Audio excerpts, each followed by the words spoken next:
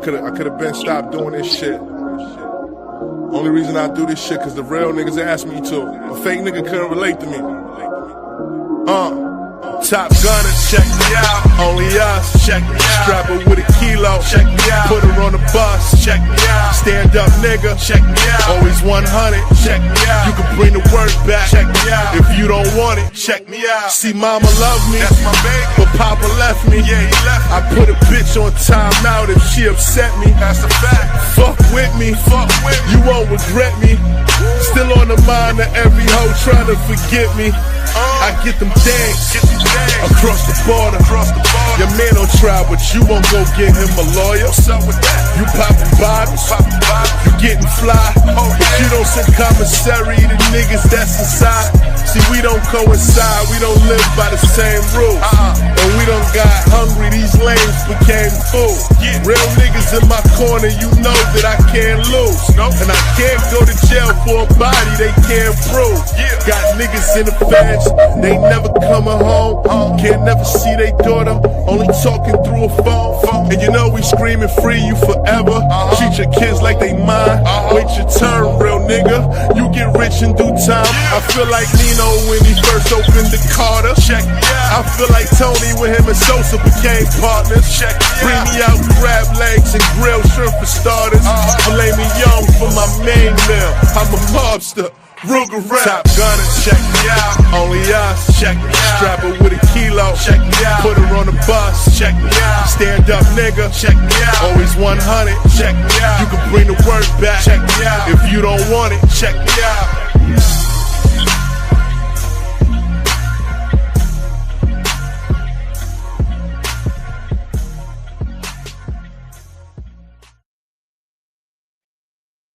How's everybody doing on this amazing, beautiful, by the way, Saturday? I think in the future I'm gonna just start doing these weekend lives too. Right now I just do the Monday, Wednesday, and Friday. In case you don't know, this may be your first live. And I didn't get to do it yesterday because I was supposed to be taking care of some business that I thought was gonna last the whole weekend. But everything I took care of yesterday, so I say, because I had told y'all Thursday that I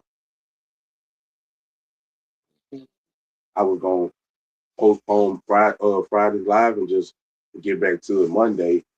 But like I say, everything I took care of that I need to take care of Friday. So I say, well, I ain't really got a lot to do Saturday, or really nothing really. So I'm gonna just do the Friday live Saturday. You know, it's a beautiful day, so I don't know how many of y'all in the house, what y'all got going on, but I got a great show for y'all, and let's get into it, man. I know y'all see the title, so if you watch well, actually, I didn't speak about this live. Well, if you watch my Wednesdays live, I started out on a new series that I'm starting called Black Leaders and How They Failed Black America. And I'm doing a continuation of that volume, that episode 1. I made a video on my channel Thursday. I made a video on my channel Thursday about the Druski controversy. Go check that out, and you'll better understand everything I'm about to tell you about that situation in this live. But go check that video out.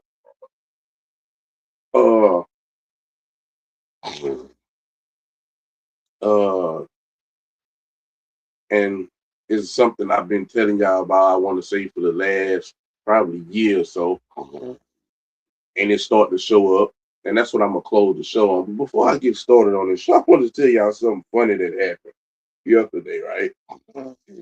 So, and for y'all probably saying, why he keep messing with his nose?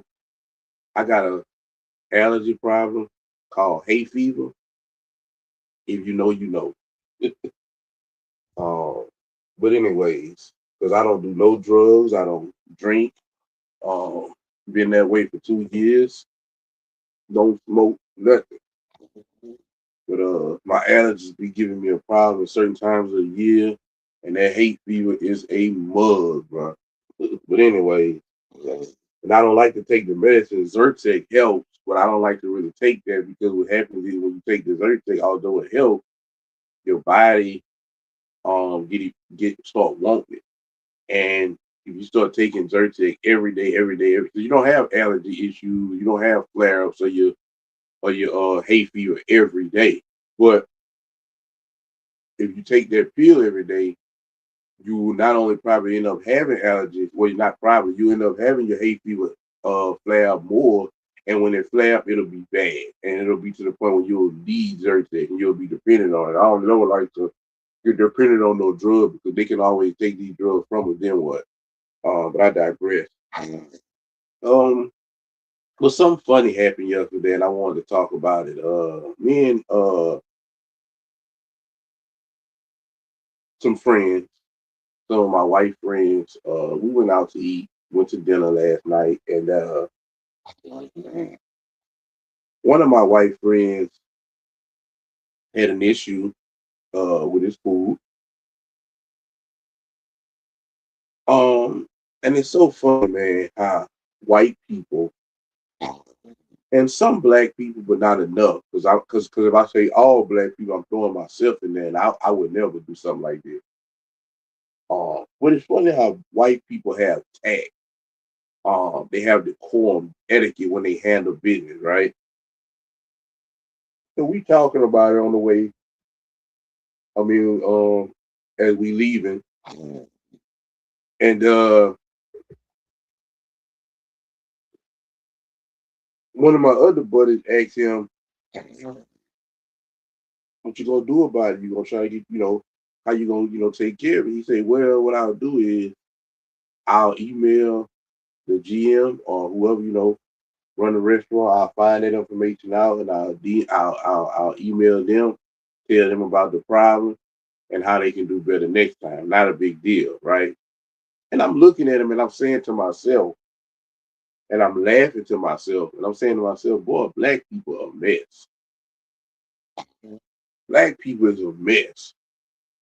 Why would you say that, Vernon? Was it a black person? No. You know why I say black people are a mess looking at a situation like that? Because every damn day, let a black business that people talk about how they want to have both black businesses and this, that, and the third, no matter what kind of black business it is, food, whatever. If they make one mistake, they black people gonna go post them on the internet and try to expose them and destroy their business because that's what you're trying to do ultimately. You're not trying to get no type of rectification or solution. You go run the social media, and that's with anything. That's even with a relationship. Anything that somebody go try to run the social media and expose, they trying to destroy you. Right? So black people have a simple situation with a black business. And they'll go run to the social media. And it's so funny because there's something about it. It pisses me off, bro. I'm just gonna keep it real, bro. I'm gonna keep it all the way 1K with you, bro. Like it pisses me off because this the same people who always whining and crying about how people don't support black business. Black business they get treated all badly, and all these bull jive stories and complaints and excuses that they make. And the minute a black business strike up or come about, and they make one mistake, the black person going to the internet trying to expose it. But when the white man have an issue with a white business, he contact them quietly behind the scenes with tact and tell them, "Hey man, this is an issue I went through at your restaurant. Do better next time in this situation." You know what I'm saying? No big deal. And the white man can take that and instead of being blasted, he can take that information, get it rectified, make sure it don't happen again, and thrive. And that just was a funny situation to me because when you astute like me, everywhere you go and everything you do, you try to see what kind of lesson you can learn that day and see which that's not a lesson that I learned because that's something that I already knew. But it's just like, man, I'm always trying to, look at things from a perspective of what's wrong and what's the solution. And that would be so much more great and so much more tactful and even respectful to a black business that maybe made a mistake with your order or something that you bought from them, whatever product that they're selling, and you contact them quietly, a DM, an email, and tell them, hey man, this is what happened when I got a product from you or I went to your business. Um,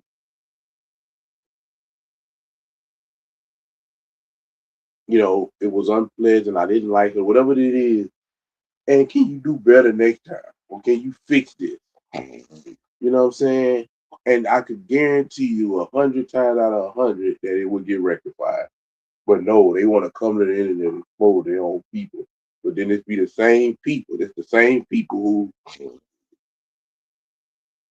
who be on social media talking about racism. They're the same.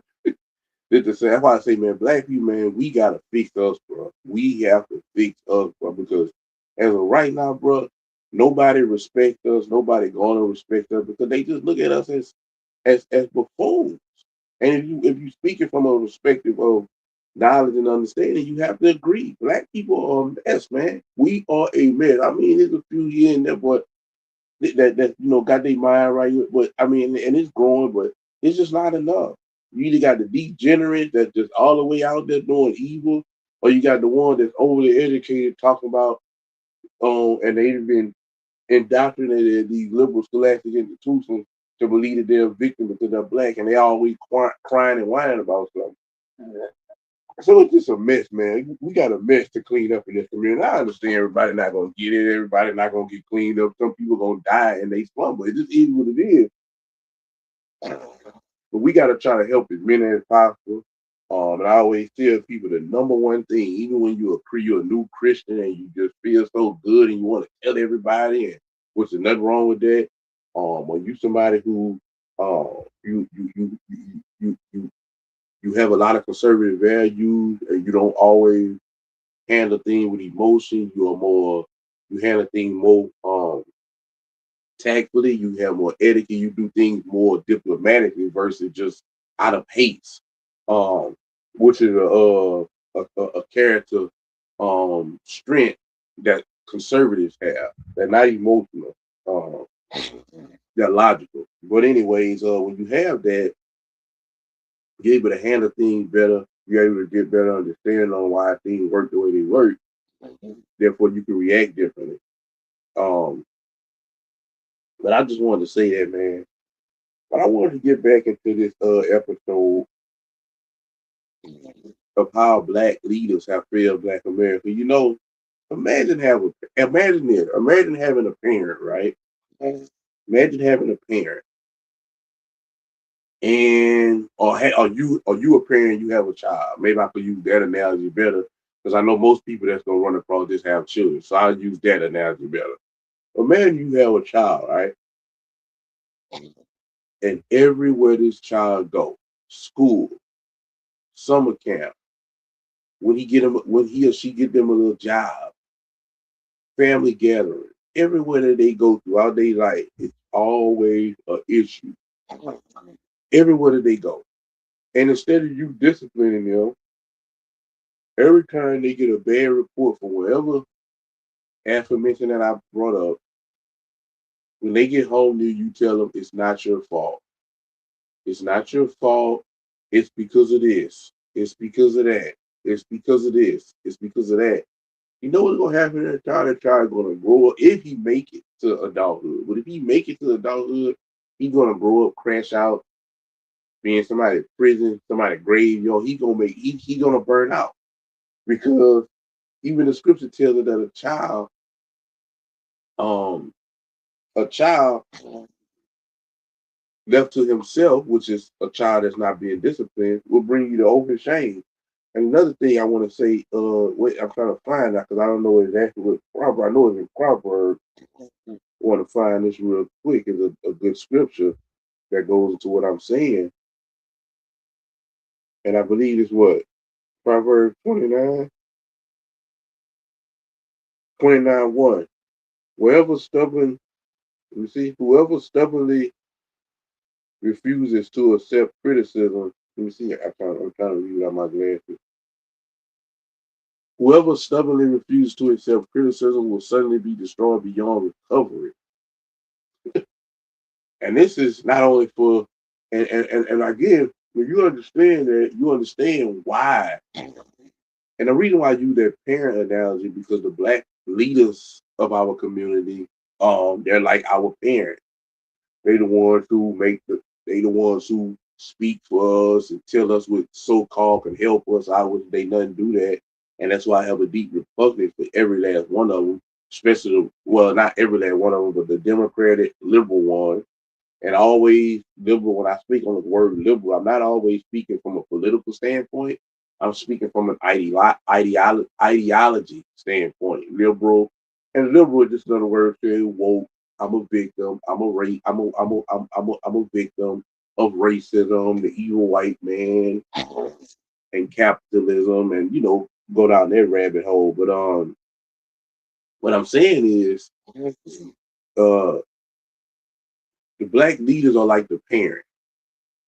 And instead the Al Sharpton, the Jesse Jackson, rest in peace in his soul, the Obamas, all of these fake black leaders who, like I always say about Obama, and why I have a deep repugnance for him and his wife, every time they doubling down.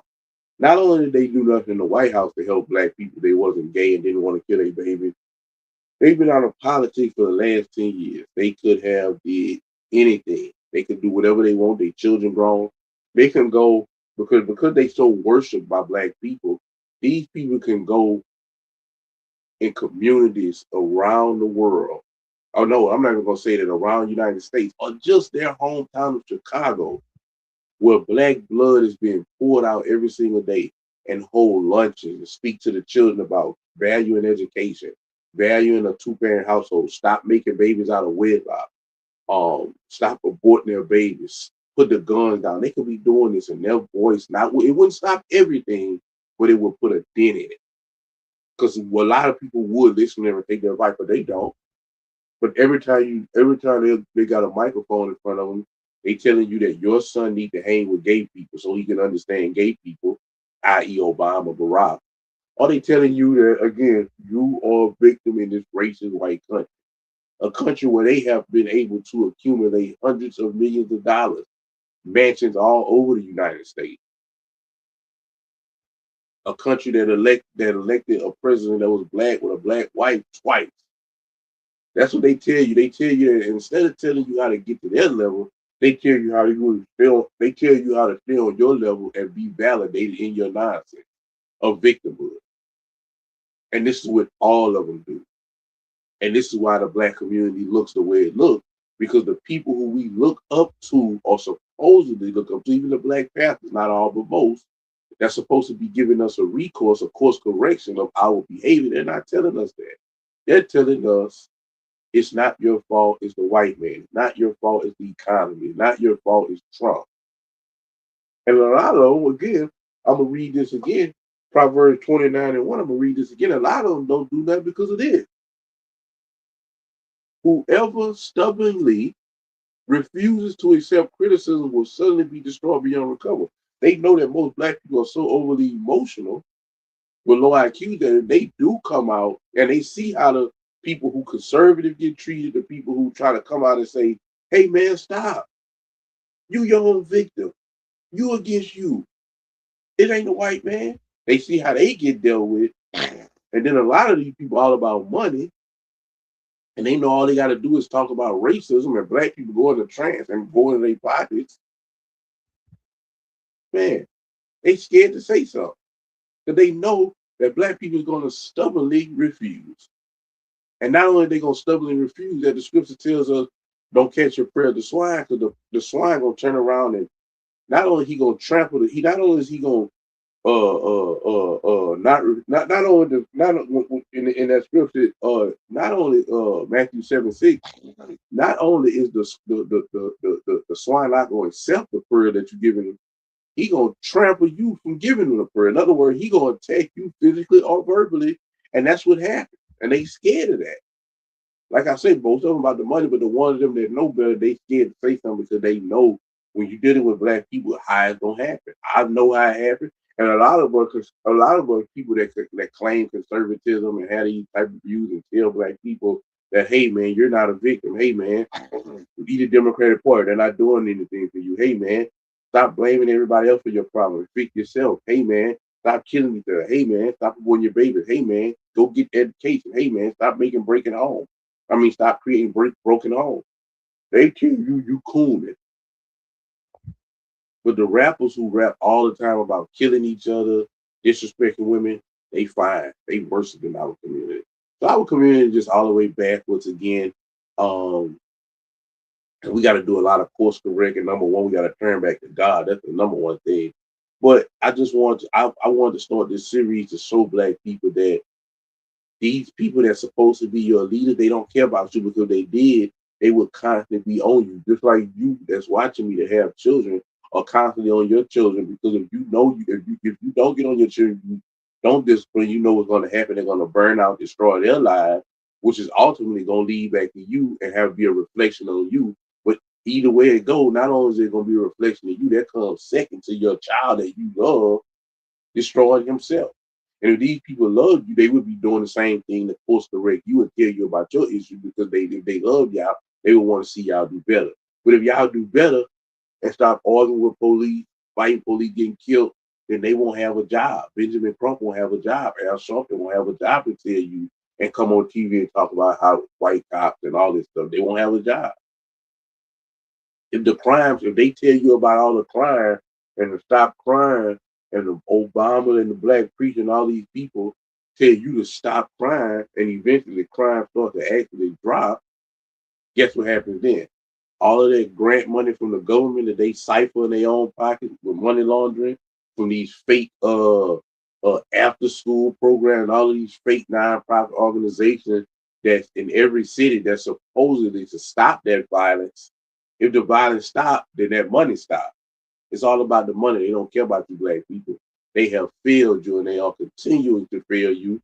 And because you are overly emotional, right, and want to be a victim so bad, you fall right into the pit hook, line, and sink every time. If I was speaking about how the destruction that black people did this past spring break in every city that they went to, right? And how the black leaders didn't say nothing about it, didn't call them out, tell them how they need to do better. But let something would have happened where one of them would have got killed by a police or a white person. They'd have been on the front line. And so they got a good TV show that I like to watch by Jason Whitlock, a guy who I respect. And on this particular episode, he got my girl Shamika Michelle now, which I love and respect. Another very, very smart and amazing black woman. And anytime you have a black woman like her, see, this is a real queen. You don't just be a queen just because you want to be a queen. Some come with that. Heavy at the head and wear the crown. You got to have something to go with being a queen and not a body. Your body don't matter. Yeah, if you got a good body, that's cool. But that don't make you a queen. What makes you a queen is your mindset. How you process, excuse me, how you process things. And Shamika Michelle is a real queen. So they gonna break this situation down. The whole Black Spring Break and some of the things that I'm talking about already. And of course I'll chime in. So without further ado, let's get into it. Welcome to the Harmony Channel. I'm Jason Whitlock, your host. Thank you for joining me. Happy Wednesday to you and yours. Shamika Michelle is going to join me here in a second, or we can bring Shamika Michelle up now. We are going to discuss the wackiness, the craziness that's been going on spring break as it relates to Black young kids. And I know many of you are going to be upset with me for talking about it, but I see these videos, I see these events, and it breaks my heart. And it breaks my heart because nothing's being done about it. Nothing's being discussed about it. We discuss all these other issues, or the mainstream media, or even people on social media, they discuss everything except for the fact that unfathered Black kids are running wild all over America. and we just keep turning our heads and like, oh, it'll go away, or white kids are having the same problems, or what about Brett Favre, or what about this or that, and it just doesn't add up because white kids aren't doing the same because 75-80% of their kids are not growing up without a father in their home. And there are ramifications to fathers being absent from home. If you talk with parents, if you do any research, the first 8 years of a child's life, critical to their development. And if both parents aren't on that job those first 8 years, you virtually have no shot with course correcting or fixing or properly adjusting that child, and we just don't want to talk about it. Absolutely. So let me show you the Daytona Beach video. Let's start with shot number 8. It's Daytona Beach, and black kids have invaded spring break. I get in my day, invade like some white kids went to Florida for spring break. Black kids did stuff at home, cleaned their house, cleaned their bedroom, gave their mama a break, and did things around the house, and we were happy to be out of school. Now we run down to Florida and get suntans and do things that and I think the white kids go to Cancun or go to Europe or go someplace. They go somewhere where the little black kids aren't now. They because we've overtaken spring break Florida, and so white people have evacuated America for spring break. It is what it is. Anyway, let's show you what's going on at Daytona Beach.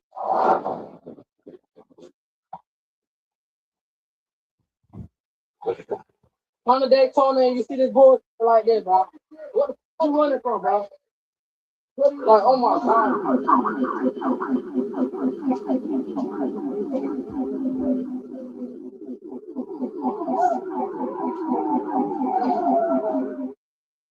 Gunshots, teens scattering all over the beach, taking their suntan oil off, and women losing their weeds as they run from the debris or the chaos. I want to show you. I ain't gonna lie, bro. I tell people all the time,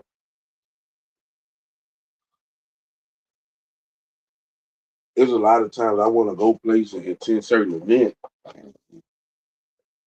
and when I know a certain demographic gonna be there, or I pull up and I see a certain people that look a certain way there, I retreat. I turn around. And a lot of things that I enjoy, black people don't. Like I was just at Swan Lake, which was amazing. But it's like when you're around these people, this what will happen. When you're around these younger blacks, like this summer, God willing, I will be attending the Roots picnic in Philly because Jay gonna be there. I want to go to the concert in Yankee Stadium, but I just don't want to go to New York right now. It's too much going on with the politics. I just too liberal out there for me. I don't want to go out there. But I'll go to Philly and catch the Root picnic. Erica about to do the Root legendary event. But Jay-Z gonna be there. That's really who I want to go see. So I will go see that, God willing. I say God willing because I don't plan my life. I allow God to do that. But see, the black people that's gonna be at that event, yeah, they probably a lot of wokey wokes, but they not gonna be the wokey woke. They're gonna be older, more grown and sexy black folks who, although they may be woke mentally, they just going out to have a good fun and enjoy good music and enjoy a good vibe. When you talk about going to say a Lil Boosie concert or NBA YoungBoy or anything like that, that breeds violence, and if not so much that breeds violence, the people that go to these events, they most of them was raised without father. They're overly impulsive. They're overly emotional, the girls and the boys, and it can be very dangerous. And bullets can fly, and bullets don't have names. It's just dangerous to go to these events. So when you talk about Daytona Beach and all of these type of events that the blacks have invaded, like you say, black didn't used to go to these certain places, but they have. I got a homeboy who's a realtor in Florida, and if you familiar with Baca Rubin, which is kind of close to Miami, kind of like a suburb. Didn't really used to have a lot of they had black, but the black now, they had in Miami Dolphin players, black lawyers, black successful people. But now he was telling me that the property value in the area is going down because you have nothing but the content creators, OnlyFans and stuff like that, the drug dealers, the scammers, and all of them are buying property. Not so much buying property, but they're renting locations in that area.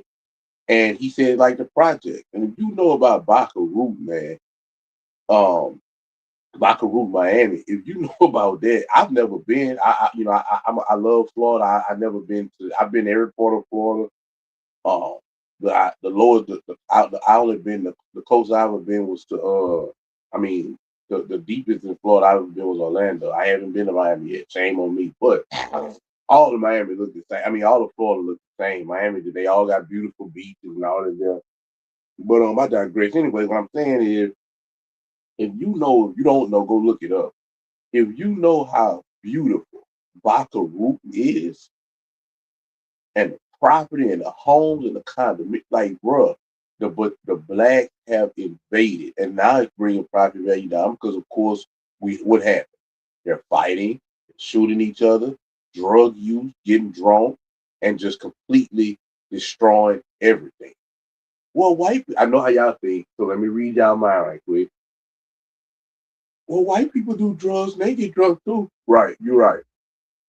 But see, the problem with that is white people do drugs and get drunk. And yeah, they had a slip up. But again, as I always tell y'all, black people negatives always override their positive, and especially being they're a very small demographic in America. And so, yeah, white people had an issue, but they're able to keep their issues intact and keep their issues in the box to where it don't get out and affect everybody else in the community.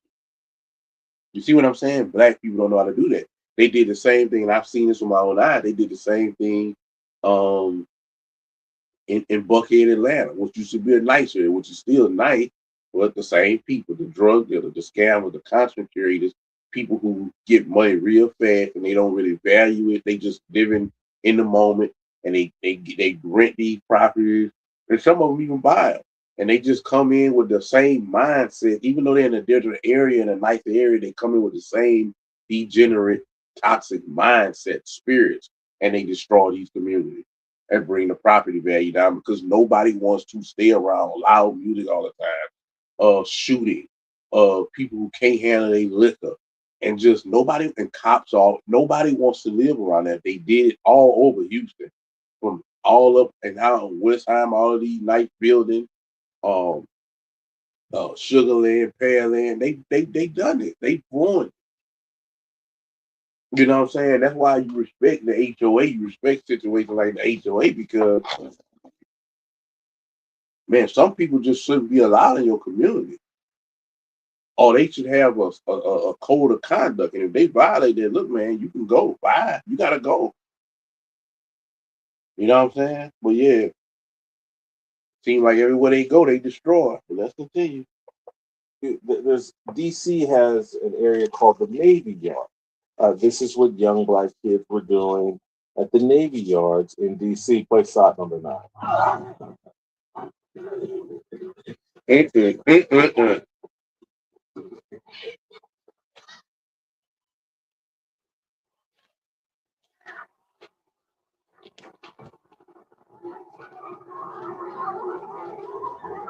Oh, they're fighting.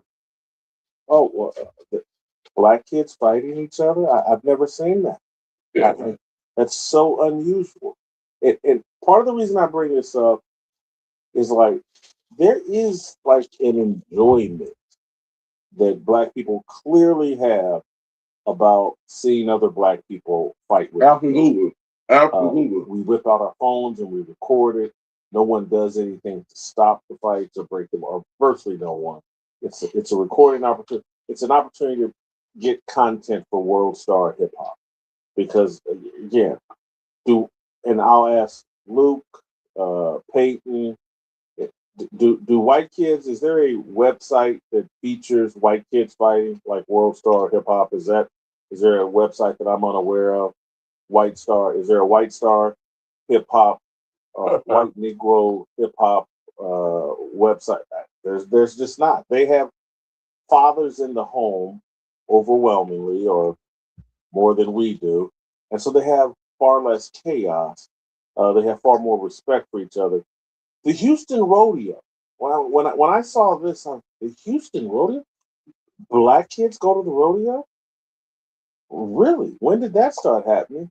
And it's again, anything white people are doing, we try to do. We want to be on the scene, and our young people bring the chaos with them. Here's what's happening. This is during spring break at the Houston Rodeo with a young black kid. Got to there to keep them crying because it's definitely not a humorous situation.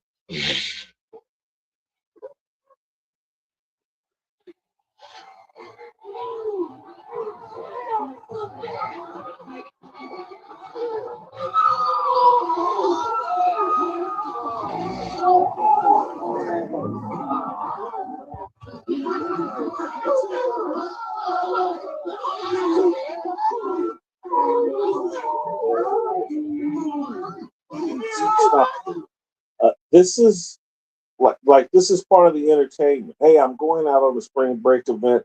There's going to be street fights everywhere among black kids, and I'm going to record it, put out content over my social media, build a following. This is crazy, and the fact that people are upset with me right now for talking about it, and they definitely don't like when you talk about it. Many problems, and they love to deflect drugs, sexual degeneracy and all that, feminism. They have problems, but they're just not as acute because they still have family. They still have mom and dad in the home in relatively large numbers, not as large as they used to be, but relatively large numbers. I believe like 75%. For like Asian people, it's like 80-90%. For us, it's 15-20%.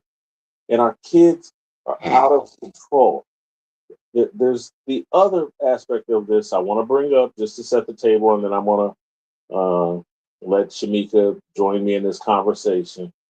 But, and I was talking about this with people that work with me about the gayness of Black culture. And how it's just like everywhere. That's part of the brand, that young Black men are gay. And the culture is gay. And everybody's just, I've lived long enough where that was not the norm. And I don't want to come off as inconsiderate or no compassion for gay men, gay kids, because I do. I hope they have a similar compassion about my gluttony. I really do. They should have concern about me being overweight. And I hope they have that concern. I hope they're not ashamed to express that concern, because I'm not afraid. I'm not ashamed to express concern about their sexuality choice or their sexual perversion. It's sinful and it's wrong. It's unhealthy. But the entire Black culture's brand is gay, to the point that in Houston, Texas, there's a tax preparation business that reached out to the Black community with the gayest commercial I've ever seen in my life. This is how you reach Black people to get them to do their taxes. You put RuPaul Jr. on TV sashaying about and talking about getting your taxes done. Play the clip. Come and file your taxes. Come and file your taxes. You know you want that cash advance. You want that cash advance. You better file. Hey. File. Hey. Come to Boss Store. We gonna hook you up. We gonna make sure you get that max refund. You got a couple kids and you a single baby mom. Don't worry about it, little girl. That's my job. Come and pay your taxes. Come and pay your taxes. Come and pay your taxes. You know you want that. Cash advance.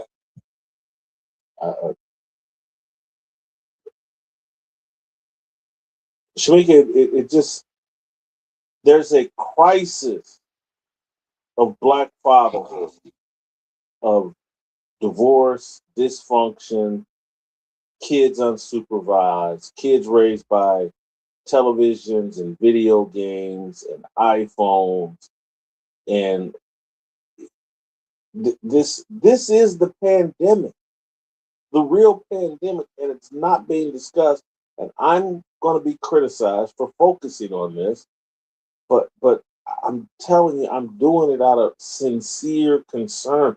They're not; these young people aren't having the childhood that I experienced, and I feel horrible about it.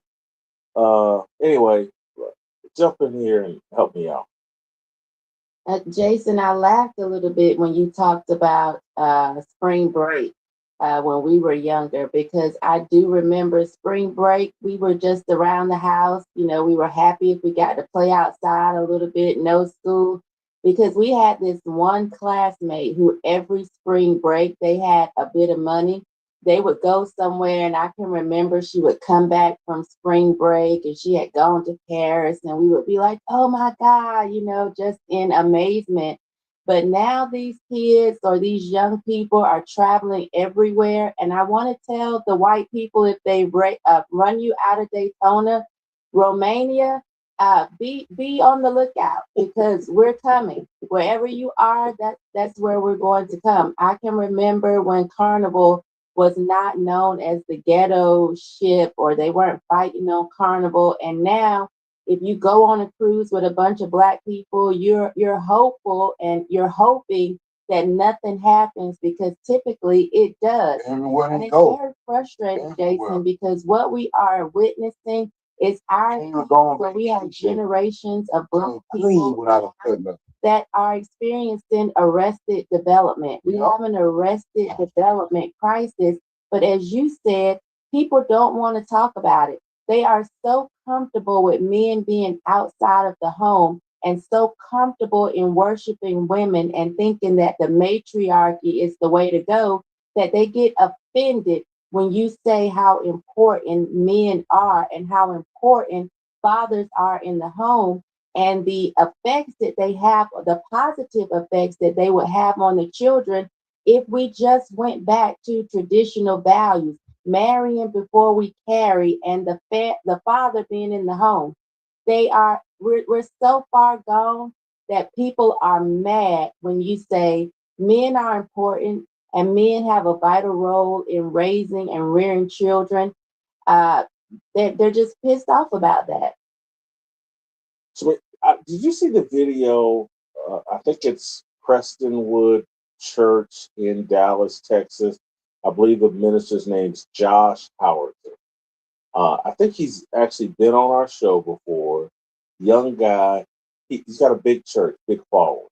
And he gave a sermon about, like, hey, man, there's a bunch of people in our church that are living together as couples and they're not married. And he did a whole sermon about why this is wrong and why you need to get married. And then a couple weeks later, they host a big ceremony where like 50 couples got married as a group in their church. And I was like, wow, that's powerful that this man did that. Absolutely. And then I thought to myself, could we do that at Black churches? Could Philip Anthony Mitchell do it at 2819 or any of these? Could he bet not? And I love Philip. I love Philip Anthony Mitchell, and I love a lot of them. And I'm not saying he don't do that, because maybe he do. Marcus Rogers and dudes like that who would tackle something like that. But this man who he say did this was at a white church, wasn't no big deal. They understood what he was saying was right, and they met and they got married. You know what I'm saying? Marriage is honorable in the sight of God. We know the scripture tells us that. And here it is. Let a Black pastor do that. Let a Black pastor come in his pulpit and preach a sermon on how fornication is a sin, how you can't inherit the kingdom of God if you living in fornication, and how you need to get married and all of that. Let a black pastor do that. Which is in most cases a black pastor not gonna do that because again, they understand their people because they're the same way in most cases. And they can't be corrected, right? Without deflecting or getting overly emotional and impulsive and disrespectful. So they know how their people are. You do that to a black person, guess what? They go 9 times out of 10 because number one, the black woman runs Black America. That's number one. She runs Black America, and she's not able to run anything of significance. The woman, period. But the black woman has been forced in the driver's seat of Black America because all of the men are weak, all of the men are pathetic. None of the men have wisdom. And again, most of these men is not their fault. It's because their father left them. And so now we at a point now in 2026 where the woman is the quote unquote woman king. That's why in that movie it had to be a black woman.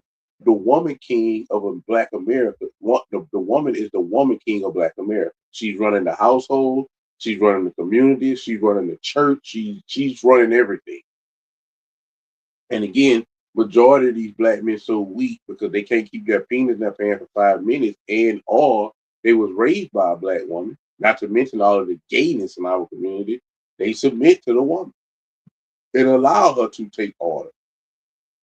And this is why our women are so angry, frustrated, beating doors down to the therapist, self-medicate with alcohol, marijuana, and all kind of self-dependency drugs because they're not put here to do that. God didn't create them that way.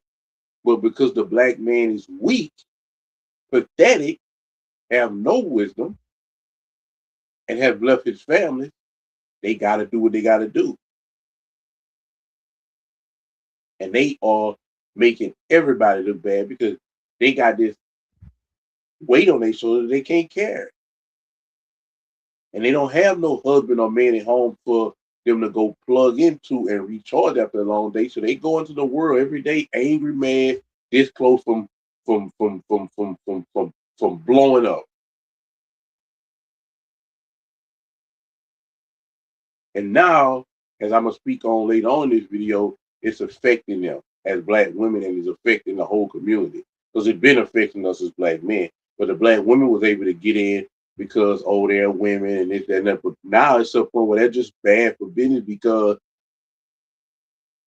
they'll get you sued. They'll sue you for all kind of stuff. Like I said, I'm gonna get into that later in the video. Not too much right now. I want to stay on this subject. But again, this is what we have. So let's continue. Could we do that and have that type of response? Oh yeah. So if you as a black pastor to come out and say that, man, y'all need to marry. I know I was going to church at one particular time in an unmarried relationship. And I get it. Some people can't afford being married. Some people want to have a wedding they can't afford. I get it. But that doesn't give you the right to be living in sin. If you die today and the Bible not gonna change for you. The Bible tells us that fornicators will not inherit the kingdom of God. The Bible tells us this on several different occasions. If you're a fornicator, you live in sexual immorality, you will not inherit. So there's no such thing as you dying and you telling God, well, hey, I was gonna get married in December when I got money off for Christmas. Or listen, the rules are the rules. I tell people all the time that God created these things to protect you because He loved you. If we were just able to just have unmarried to say you was man or woman, you are meant to be on this earth for one person. Or if you're in the polygamy, because polygamy is in scripture, but it's all supposed to be under one rule.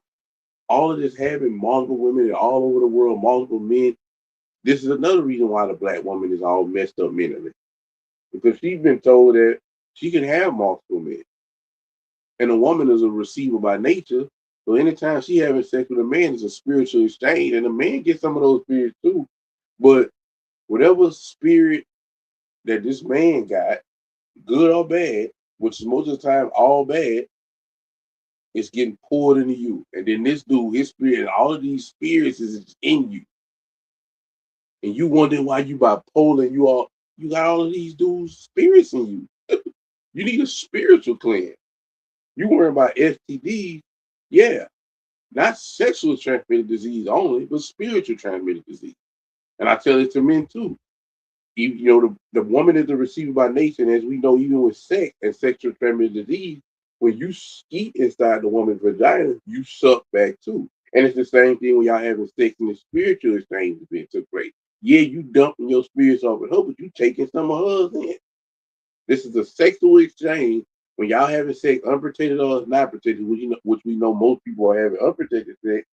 And for a while, y'all becoming one. And y'all don't understand, people don't understand everything is spiritual. So it's a spiritual swap meet going on here. Now you depressed. You don't know why you depressed, man. You never was depressed in your life. Now you dealing with depression. You ain't never been no angry person in your life. Now you dealing with anger. You're angry. You just vicious rage. Because this person you was having sex with put those spirits that they had on you. But again, if a black pastor was to talk about this, especially a famous black pastor, oh man, he'd be on the Shade Room, he'd be on every blog site, they be talking about him, they be canceling him. And guess who it'll be doing? Black women and black men, but mostly black women and gay black men will be calling him out. Because if you be honest, that's who keeping the black church alive, the black woman. And that's why these pastors ponder to them. Number one, to get in their draws, or well, I don't know which one, number one, which one of them two, but most of them want to get in these women, they same draws and get their money. And one thing about the woman, if you working, if you stroke her emotion and her egos, she give you anything, money, everything. And the black pastor have learned it. And so that's why they ponder to the black woman so much, because they know she will faithfully bring her purse to church. Well, let's continue. And if this was to happen, one of these preachers would do this, or God forbid they join arms in doing it, pockets would be hurting. Because a lot of these black women, they can't take no form of rebuke. They above reproach, and they will leave your church and counsel you. And then, like I say, come on social media and bash you. And people gonna take their side, especially the black man, because he's so weak, and in most cases, he's a black male feminine. He's a male feminine. He's a woman trapped in a man's body, and either he's gay or he's not gay, but he still worships the black woman, because again, that's all he knows. His upbringing, again, as he was speaking earlier, the first 8 to 10 years of a child's life is extremely important. Some of these children, they might see daddy here and there. Some of them never see daddy. Some of them have, they might, the uncles in and out of their life, the grandfathers in their life. But guess what? Guess who always was there? And however they did it, made a way. Grandma and mama. And that's how they grow up. And that's how, by default, they grow up being simple, worse than women. Submit to women. So let's continue. Minister could call them into repentance and then provoke them into action. And I don't know if we could do it. You're not shaking your head. We can't. Why can't we? Yeah, for one, I just don't think that's something that we are willing to tackle in the Black community. I think when it comes to church, no matter what man is standing in the pulpit, I feel like women are still running the church. Absolutely. Why I just said that. Most churches are so full of women. Most churches are so full of gays. And I don't know if I believe Pastor Phil is any different. I just think that certain topics are off limits because we just bowed to certain ways of living for so long that I don't know if we could reverse course, or if we're willing to deal with the blowback of reversing course. I was watching an episode of Married to Medicine, something that I do when I just want to sit on my couch and not think. And I was hearing a Christian tell this other man, you're trying to focus on having a baby. You should be focusing on marrying her first, doing things the right way, the way. But see, that's not what happened in Black America. I remember I had a homegirl, not really a homegirl, a chick that I was actually dating. And we was taking things slow. I had met her, beautiful young woman, no children. And she would always talk about that, and she would always talk about how her mama wanted her to have children, because she was kind of like old to not have children. She was 30 plus. And my whole thing would be, and I would tell her. And one time I told her we had a misunderstanding, and we had stopped talking for a while. And I was like, it's so crazy how these mothers are project to their daughter that you need to have a baby, you need to have a baby. Why are they projecting you that you need to get married first? That's just not a thing in the Black community. That's just not a thing anymore. At one time it was. At one time, having a baby out of wedlock in the Black community was disgrace. So much so, I know a lot of y'all don't know this, but I'm a historian, so I'm gonna tell you. The situation with Rosa Parks was staged. But the person that they wanted to use, because they needed this particular situation to add fuel to the civil rights narrative at that particular time. And the woman that they wanted to use at first ended up getting pregnant out of wedlock. And at that time, getting pregnant out of wedlock was that was like, what? Now they celebrate it. They celebrate it. I tell somebody the other day, if you have a baby out of wedlock, you shouldn't get a baby shower. Forget all that. You should have thought, and I mean, maybe no, after the first one. The first one, we all entitled to a mistake. Everybody, make mistakes in life. But after you just constantly having babies out of wedlock, you got women in our community, you got women in the Black community who done had 4, 5, 6 children and never been married. You got women in our community well off into their 40s, going on 50, never been married once. You mean to tell me that all of these men you mess with, that even spit came inside of you to the point they came inside of you, had babies, all of these men, no men ever said, hey man, I want to make this woman my wife and be with her for the rest of my life. Why buy the cow when you get the milk for free? We have our women are such. I seen a post one time. Matter of fact, I'm gonna show it to y'all so y'all don't think I'm BS. Well, I can't because I got that on. I don't want to mess it up. But I'm gonna show it to you after that. And it was a woman. She was basically saying, "Let me see how my can from." And she was basically saying, like, in our community, we just trying to lock down a relationship. But when you go in, because she a nurse, and she was saying that at her job, everybody married. The Asians married, the Middle Eastern woman is married, the white woman is married. Everybody is married. But the Black woman, not only is she not married, she's at least married. She just trying, here you go right here. I'm gonna post it on the big screen after I finish that video. I don't want to mess up. But it say, at work, the white girls, Asian girls, she just say those two, but I'm adding the Latino and the Middle Eastern because they heavy now, are usually always married by 25-ish. And Black women are pushing 30 or 30 plus, still trying to tie down a monogamous relationship. I don't know if it's a cultural thing, but it's a problem. It's a very much cultural thing. That's why I always tell Black people, and you tell them that, they be like, yeah, we do, yeah, we do. Black people don't have a culture. A culture is a code of ethnic, the way things are supposed to be. Like, for example, when you talk about Asian people, like Asian people right now, they are the highest, they make the most money, and their demographic is the richest in America because they have a code, and the Middle Eastern Indian is right behind them. They have a code. We know the white people in there too, but I'm speaking. They have a code. Listen, we come here, we keep our family together, we do capitalism, we get the hair store, we get the nail shop, and we go to corporate America, and we get in those type of spaces to throw the ladder down for our people that's coming over here. Nobody have a problem with helping their people openly with Black people. Nobody have a problem with performing nepotism with Black people. I don't have a problem with nepotism. I don't have a problem with white people when they perform nepotism. That's why I always tell people, I admire that in all races of people, but especially the white man, because in America, that's who the biggest demographic that you'll see do it.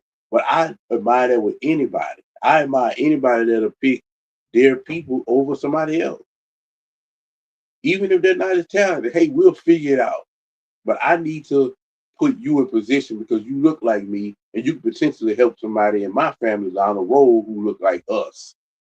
And that's the thing I want to tackle called community, not generational wealth, community generational wealth. And I may be tackling it next week because I got a video I did about that a couple of years ago, but I want to revise it, add some things, and just kind of like bring that out on one of my lives and use it as a lesson. But yeah, and so that's not a thing in our community, getting married. That's not a thing. And so because of that, if you were to say that, the black women would throw tomatoes at you. But anyway, let's continue. God would want us to do them. And everybody, even the Christians, were upset that this man was tackling this topic. So I just think that we're so far gone. We don't want to hear the right way because people take personal offense. If they were single mothers or if they were raised by a single mom, they take personal offense that the right way is traditional because they turned out fine. They don't understand, though, that statistically, it increases the chances of these kids going to jail, not doing well in school. But if they turned out okay, then it's personally offensive for you to talk about the fatherlessness crisis that we're experiencing. And so I just don't even think the church has the guts to stand up and say, look at what's happening. We need to reverse course. I think women are just running the show. And I don't know if we could change that. And I don't think the church is any different. Yeah, you can't convince. Well, Shamika be preaching any of these women. She's not even a pastor. Regardless, whether their sons and daughters have college degrees or whether they're sitting in jail. It doesn't matter. You could not convince them that they didn't do the right things, that they didn't raise them properly. Well, if their daddy had done this, blah, blah, blah. Well, if you had submitted to their daddy, if you had stayed in that marriage, or if you had married and had children with someone who had a biblical worldview, things might be different. And I think what happens, it's a tough lesson. It was a tough lesson for me to learn and to fully accept. And it's a very difficult thing for I think women. It's even more difficult that your victories are not your victories, that they're God victories. And that many of the women that are sitting around saying, well, my kids did this and my kid, well, that's by the grace of God and God alone. You got lucky or you got blessed. I don't believe in luck. You got blessed. Amen. And you need to be thanking Jesus for that rather than patting yourself on the back and just acknowledging the reality. And this is why I get, today on the Fearless Show, we started out talking about Hollywood. We don't get a proper reflection of ourselves. Because when we turn on TV, when we turn on movies, they're not really telling you what's going on. It's one of the reasons I love the TV show The Wire, because it actually did point at some of the real truths of what our decision making, what it creates. And it actually showed some of the Black mothers and the way they raise their sons and the consequences of that. But for the most part, when you go to a movie or a TV show, you got boss babes everywhere that are running their house. So they bringing home the bacon, they frying us in a pan, they crawling in bed with a dildo or a vibrator, and they're just happy and content. Or they're meeting the right man is chasing them. Some magnificent, perfect man is chasing them. And it's just, that's not reality. It's not real. And so we never get to look at a true picture of ourselves. And that's like when I see these videos, like, man, every time a handful of us gather up to celebrate something, there's some sort of violence, gunshots, and or fight. The police are soon on their way, and everybody's running for cover at some point. That's not normal. Yeah, it's not accurate, Jason. If you think about just Black Panther alone, and Wakanda, we would not be seeing the same thing if we had just all Black people. I don't think technology would be so far advanced. I don't think everybody would just be living in harmony. That's a lie. That's not an accurate representation of how life would actually be with generations of people who are suffering from arrested development, generations of people who are suffering from not having fathers in the home. So we think, okay, just remove the white man and we have Wakanda forever and things would be great. And that's just not the case because the white man is not our problem today. The white man has nothing to do today with the fact that we are celebrating overlooking Black men and their importance in the family. The white man has nothing to do with the fact that so many men love laying down with other men and so many women celebrate it, not even realizing the long-term effects that it has on our so-called community and the culture. But you're right, we turn on the TV and we see the total opposite of what it would be if we actually live together. Ghettos show it every day. Daytona Beach is showing what happens when they all come together and they're impulsive, they lack accountability and responsibility, they're volatile. This is how it would actually be, but nobody's taking that to the movies at all. It and look, I think part of our delusion is many of the people that have the microphone and the platform, they gather up on Sundays at church, and that's their weekly Black experience. People dress nicely, behaving properly, Sunday at church. And then those right they scatter back into the suburbs or wherever they live and think, man, see, when Black people get together, it's just like it is Sundays at church. And no, it's not. That that's not the reality. Uh, Everybody knows, and that your kids aren't protected by living out in the suburbs because they've been bought into the culture argument that Black culture is far more ghetto than this experience I'm having out in the suburbs.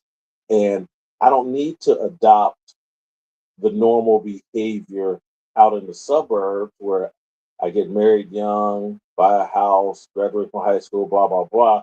They think that there's some ghetto version model that they have to follow, some Black model rather than the nuclear family. And I think you summarized it very well. We think the removal of white people will fix our problem. And the argument that you and I are making is that the insertion of a father, both of them, heavenly and earthly father, would fix the problem. And you have a Black women will pay lip service. Yeah, I agree with that. But do you really? Because there's a level of submission Mhm. that goes along with having a man in the house and a man at the head of that house that Black women completely reject. And women in general are rejecting, but Black women are really rejecting. Jason, I always say, as someone who's divorced, there's still a level of submission and humility that women have to accept to just even still have that man in their child's life once you're no longer a couple. And I don't think a lot of women are cut out for that. I don't think a lot of women are willing to still have that submission. You see, once the relationship is over, they're angry, they're bitter, they're mad, and they don't go above and beyond to try and keep that relationship so that it can benefit the children. There's just a level of humility and submission Black women simply don't have. And when you talk about them coming and thinking that, experience church on Sunday and then they think this is what it would be like, if we're honest, it's not even that nice in the church.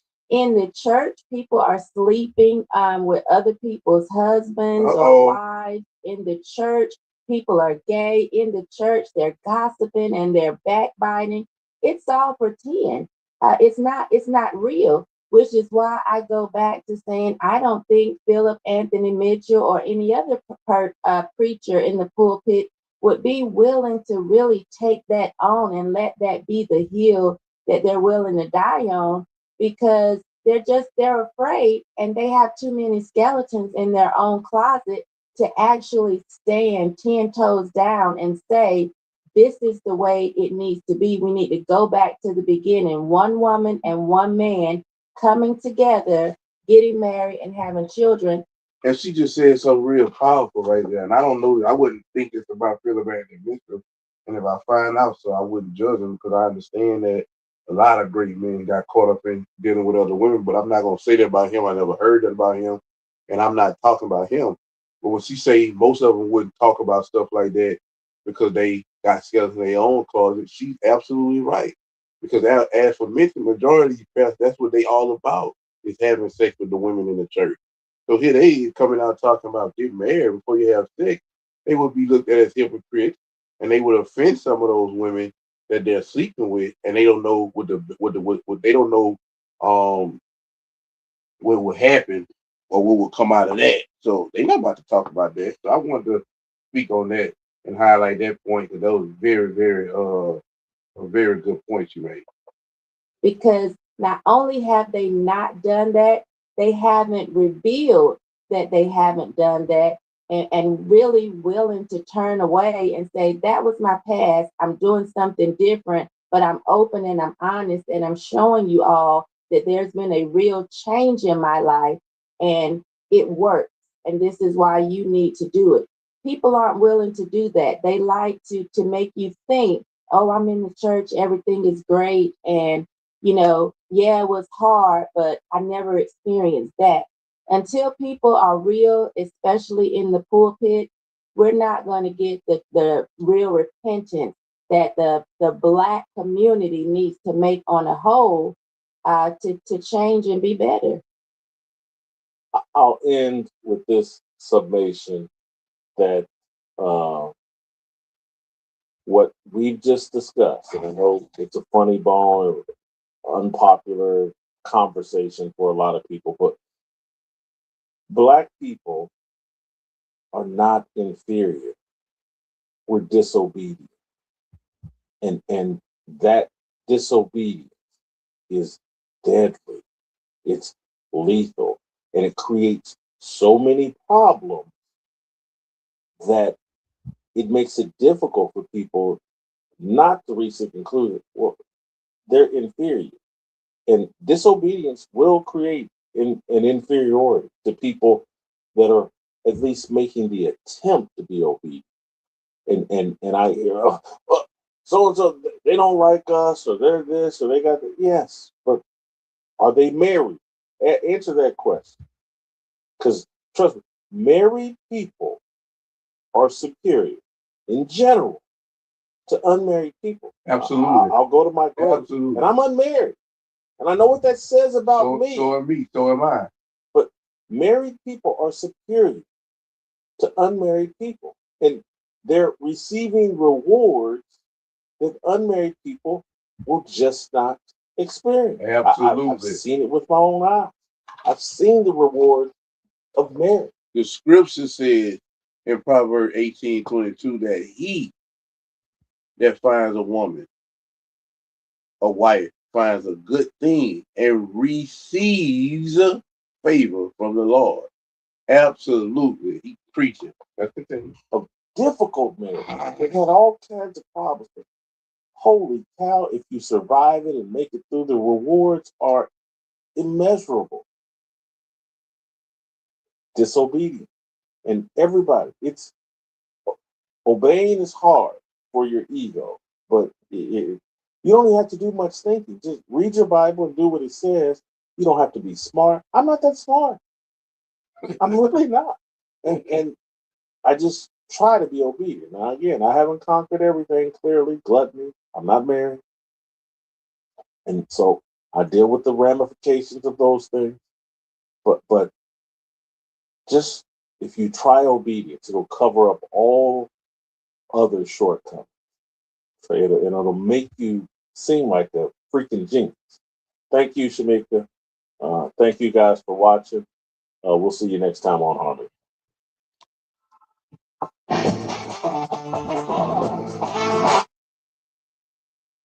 Russell. So before I go to the next thing, I wanted to show y'all what I was telling y'all about that this woman said. I think it was on Twitter, I'm not sure. But just to let y'all know, this was something that I really seen. I wasn't just saying it. Put it on the screen before we get to our next situation.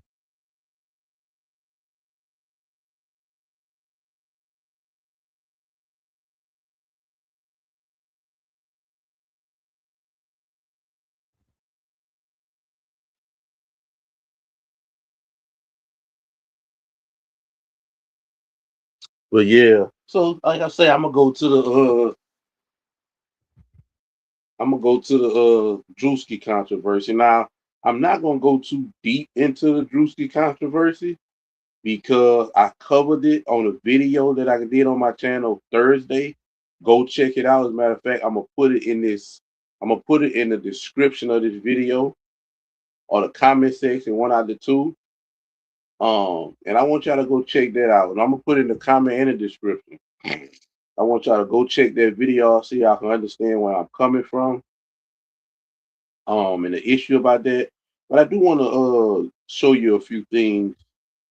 And it's funny because this woman, y'all want y'all to go follow this woman. This woman is an amazing person, very smart woman. And she put in wording a lot of the things that I had said in the video, but I still want to show it. I'm gonna play a video. I'm gonna start from the top,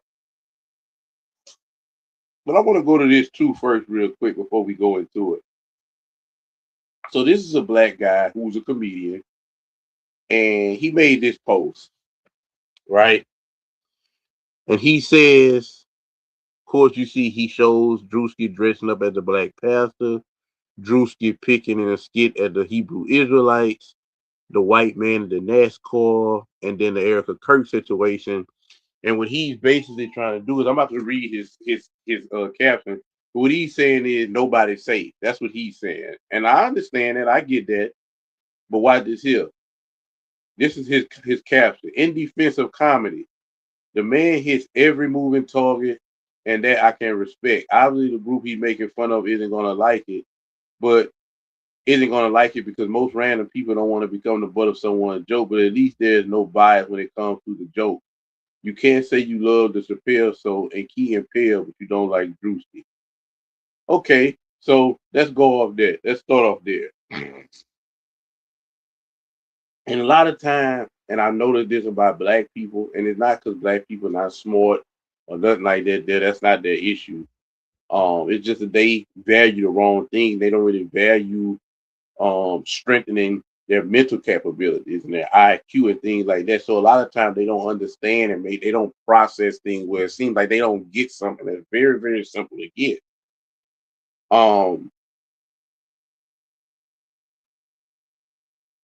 And I commented on this post, and this is what I said. Seems like people such as the author of this post still doesn't get it. I'm used to that at this point, especially when dealing with black people due to their very low emotional IQ, EQ, IQ. But again, the outrage over the recent skit is because clearly he making fun of a widow who not even a full 6 months ago watched her husband get assassinated in a very gruesome way. And also, that when a white person does blackface or make any joke about black people, it's outrage. It's the unbalanced scales and making fun of a widow that's the problem. Not, oh, he was just being comic, because I'm all for good comedy. I don't care. You know what I'm saying? But when you're going against God, then we got a problem here. Right? So I'm going to say it again. It's the unbalanced scales, which God is against. He tells you about that all over in scripture, especially in Proverbs chapter 20. and making fun of a widow, that's a problem. God is against both of those. Go read Exodus 22, verse 20 through 24. And God speaks about how he don't play about his widows. If you exploit one of his widows and they cry out to him, you will pay by losing, and he'll make your family a widow and your children orphans. God do not play about his widows. Go read Exodus 22, chapter 22, verse 22, all the way through verse 20, all the way through verse 24. Three verses, 22, 23, and 24 in chapter 22.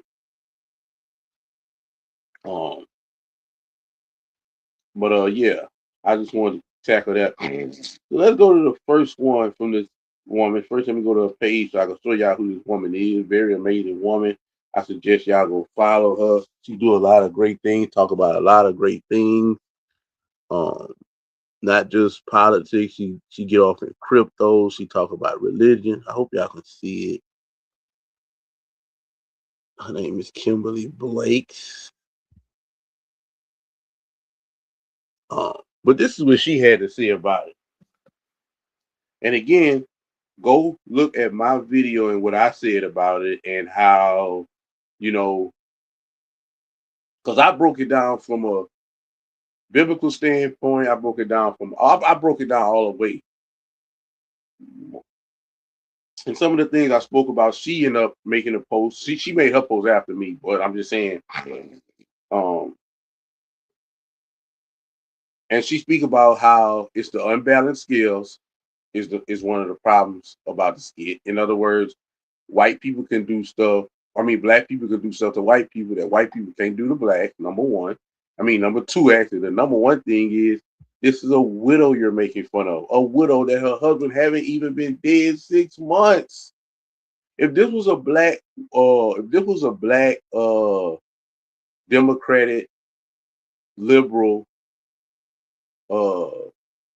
member who was assassinated and his wife was made fun of by a white comedian, the world would get burned down by black people. And we all know that. That's unbalanced scales. God is against that. And dealing with a widow, period, God is very much against that. Again, go read Exodus 20. It's all over the Bible about how you feel about widows. We talking about that. When you talk about how you say true religion is taking care of the fatherless and widow. God loves his widow. But like I say, if you go check out my video, you'll understand everything. But I want to speak on some of the things that she did. This one of her posts. I'm going to say this and leave it. And I don't care who mad. The reason nobody take black folks seriously and many see us as petulant children to be tolerated is because of our emotions. Absolutely. Too emotional. On top of being too emotional, the scales are always uneven. Rule for thee, not rule for me.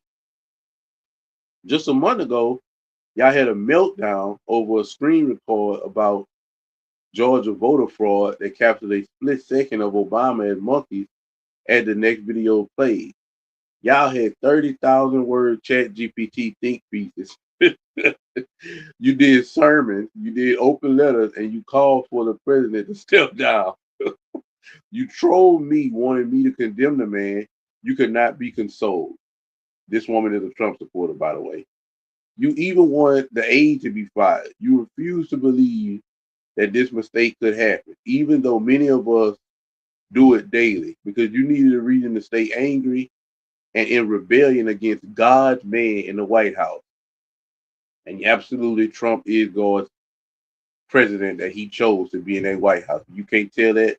If you can't understand that all the stuff he went through and still became president that God behind him, you're just not a smart person. But I got a video on that as well, breaking that down on why God chose Donald Trump to be president.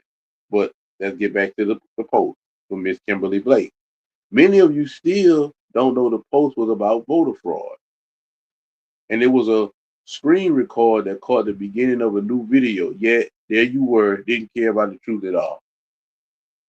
Well, I spoke about that on the channel. I got a video about that, about the video I titled the video "Trump is the Lion King," and it's a video about that situation. Whenever that video came out, so I got a video on that too. Now, yesterday, Druski did whiteface yet again, and here comes the defense. Here comes the, oh, it's just humor. It was a joke. You didn't care about that whole zoo video was a joke from years ago, featuring everyone as zoo animals, talking about the video where the Obamas was um, portrayed as monkeys, which they had other people in that video portrayed as monkeys as well, such as Joe Biden, but I digress. This is what an uneven scale looks like. God has once again held up a mirror to you, your skin worship and double standards. We know most black people don't worship God, they worship skin color. We know this. The culture is a straight up joke. Absolutely. You care so much about race, but only when you perceive the slight coming from right or left, not when it's from the left to right.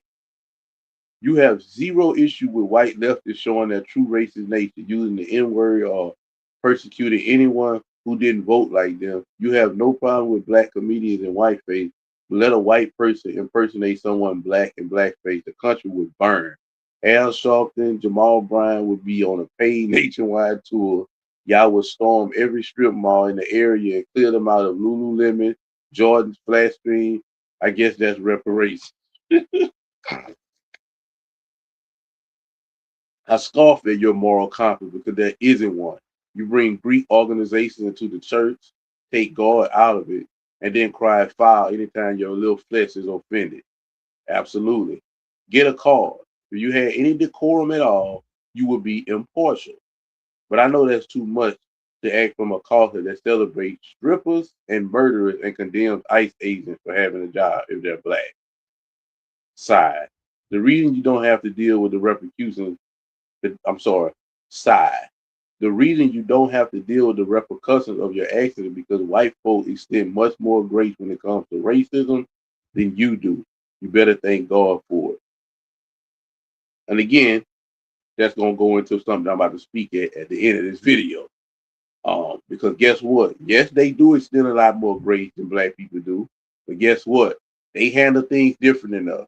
They don't handle things by grabbing the phone, yelling at it. They don't handle things by rioting. They handle things systematically. And guess what? There's 60% of the population in America. They own mostly everything. They handle things that way. That's why it's about to get bad for black people. And I told y'all that in the last video I'm going to play before I close out is going to show y'all what I was telling y'all all this time. But before I get into that, let me finish reading two more of Miss Kimberly Blake posts concerning this subject of Druski. Which one of these is okay? Now she have a picture of, you can see,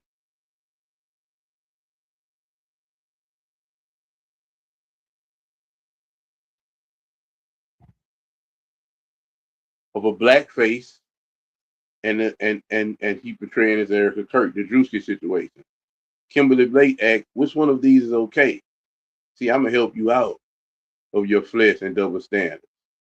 White power and black power are branches from the same rotten tree. And I'm gonna stop right there. I disagree with that because what people don't understand, I always tell people this because I know these people. White supremacists are not like black supremacists in most cases, because I call myself a black supremacist. I call myself a pro-black.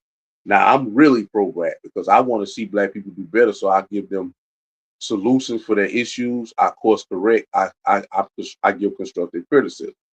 You're not pro-black. You're not a black supremacist. You're telling black people that it's their fault, is everybody's fault but theirs, and never holding them accountable. But that's the people who looked at as black, as pro-black, like the Obamas, the Al Sharpton, all of the black leaders and black churches. I mean, black preachers and members of the Democratic Party. They're looked at as black supremacists and pro-black, but they're not. They're anti-black. They want y'all to stay in y'all conditions because once y'all get out of y'all conditions, they lose their job and their power. But I digress.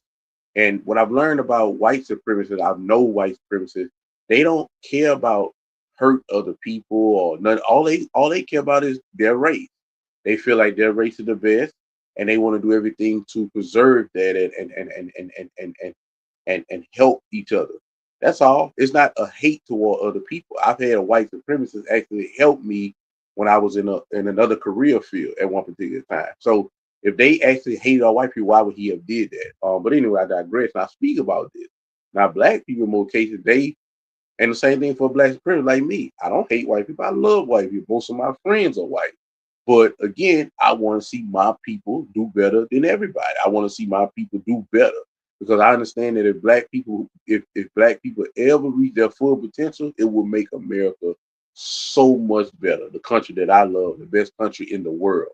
And it wouldn't be going at white people. It would be working with white people, everybody else who are proud to be an American. But looking out for each other, they loved each other.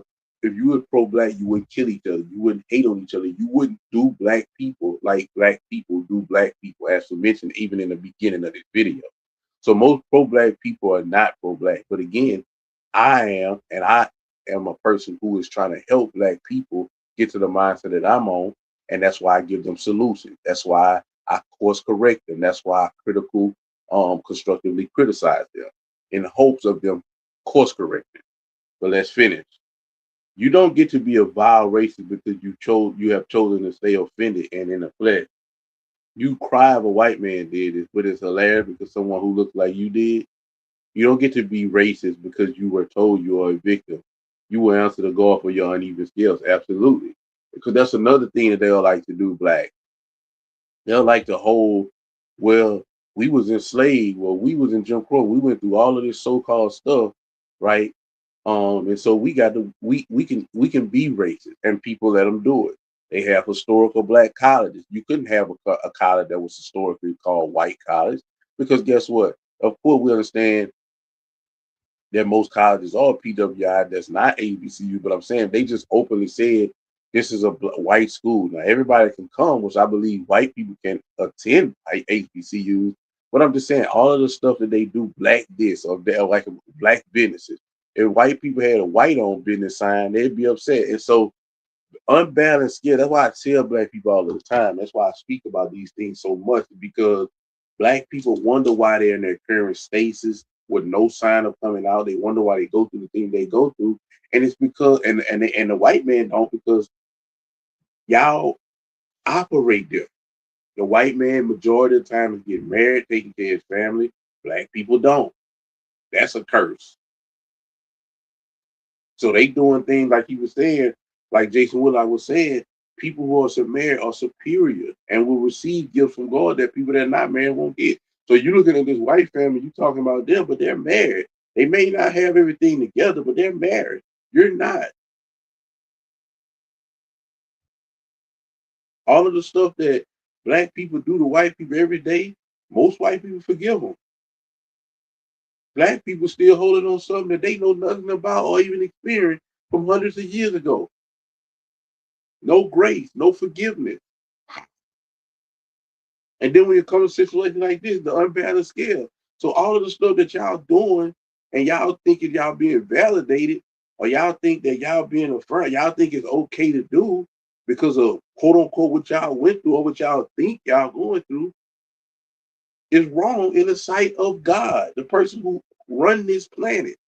So how do you expect to be blessed by him when you are in opposition of him and his laws and commandments and his just whole his whole system of forgiveness and all of these things, unbalanced scales that I just spoke about. But the white people are doing this, and the ones of them that's not, they dealing with it too. They going through it too. But for the most part, again, in their community, the positive overrides the negative, and they are doing what I don't care what they doing this, they doing that. But again, when it comes to the system that God operates in, they're pretty much trying to fit that mold more than black people are. You see what I'm saying? And so let's go to her last post, which is a video, and I'm gonna play it. I'ma play it, yeah.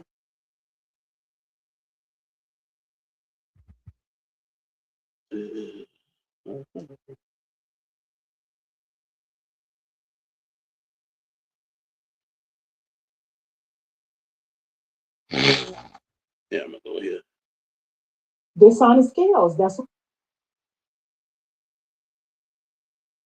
So let's listen to the beautiful Miss Kimberly Blake as she talking to this video. As she talking this video. Um, without further ado, Dishonest scales. That's what we're dealing with on today. Dishonest scales. This is where in Chicago, over a weekend period, 50 to 60 people can be gunned down. 30 to 40 of those people could be killed, and nobody would say a word. Black on black crime, very prevalent, happening every single day. It's not even shocking anymore. Happens every single day. But the moment a black man is shot by somebody white, or you think that something like that happened, you guys are ready to go out and pick and everything else. The other lives that were killed during black on black crime, you got nothing to say about that. Nobody's outside picking about that. You're not turning anybody in. Nobody's snitching. Nobody's nothing. Everything's cool when it comes to that. You guys can walk into stores and steal and everything else. But the moment somebody walks into your store and steals, oh, then it's a problem. We just had a comedian yesterday, the other day. He came out with something because, see, he's done this before. This is the second time that he did whiteface. He did whiteface about Erica Kirk. And he came out and he put this video out. The black people laughed. They thought it was funny. I didn't think it was funny because if that was a white man that put on blackface, everybody would be offended. They would cancel him. Everybody would drop him from off of their contracts and everything else. This man's life would be ruined. But this man's life is not ruined because you guys have dishonest skills. You do not judge correctly. But see, that is not right. If you are in the kingdom of God, it's not supposed to be that your flesh is first. You're supposed to be kingdom first. And you are supposed to see your sisters and brothers are those that do the will of God, those that are born again, no matter what color they are. You are not supposed to be able to look at this thing and say, this is fine because this is a black man doing it. The reason that you think it's fine is because you see yourself as a victim. You see yourself as a victim because you don't know who you are in Christ. If you were a victor, you would understand that you have to forget those things that are behind and you would press forward towards the mark. You would not allow something as small as your flesh to get you tripped up. But black people get tripped up all the time when it comes to flesh. All the time. Oh, you want to be judged by the content of your character, but the moment the moment someone does that, you want them to look at your race. You want to be hired because you're black. You want all these different things because you were born into a certain type of skin. When Jesus said that you are a victor, that if God is for you, that nobody can stand against you. But you guys don't believe anything in the Bible. Why do I think that? Why would I think that when you guys pledge to all kinds of Greek organizations and you bring them right in the church? You have pastors up there in the pulpit cussing everything else. They're doing everything under the sun that is full of sin, but you accept it. You accept it because he's black. Now, just a month ago, President Trump put something out. Now, he did a screen record, or whoever did a screen record of Georgia voter fraud. It was about 3 or so minutes long. At the end of that screen record video, a frame, a half a second of another video began to play, and it depicted Barack and Michelle Obama as monkeys. Y'all lost your mind. You lost your mind. You were ready to go out and picket. You were ready to go out and loot and everything else. You were demanding apologies. You were demanding that he step down. You had all kinds of think pieces. You had all kinds of open letters and everything else. That wasn't funny, was it? It wasn't funny, even though the whole video had everybody depicted as some kind of farm animal. But you didn't want to know the whole of the matter. You saw that and you got offended because your flesh is your God. Because you don't believe what God said about you because you've not encountered him. If you have, you would see that this is unjust and this is unfair. But see, the Bible says that the hearts of man is going to grow cold. And that's what we're watching now. I just got done. I logged on and I saw where Candace and this girl Luma are going back and forth. And they don't care about what they're saying. Laura said some straight up racist mess, and I don't even like Candace. And that right there is because that's how people see black folks, even though you guys don't think.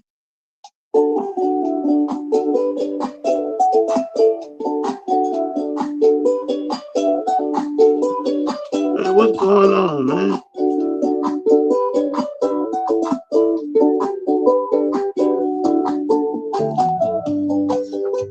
That people you guys don't think that people don't like black people. But I'm going to tell you right now, the moment they get into that back and forth, Candace said one thing to that girl, and she called her a black ghetto. Before you know it, it was already on the tip of her tongue. Because see, it's from the abundance of the heart the mouth speaks. When someone wants to cuss me out, the first thing they say is nigger.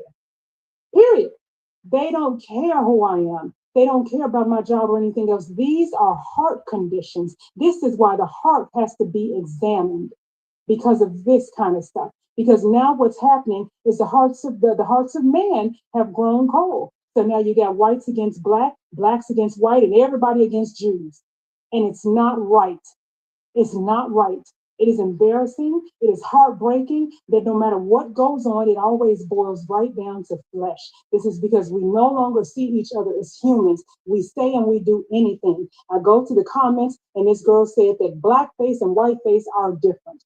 How are they different? They are different because whites are not as offended as blacks are. That is the only difference. That is the only difference. It's the same thing. When somebody makes fun of black people, they have to tread a certain line. They got to treat us with kid gloves because we're always ready to cancel somebody.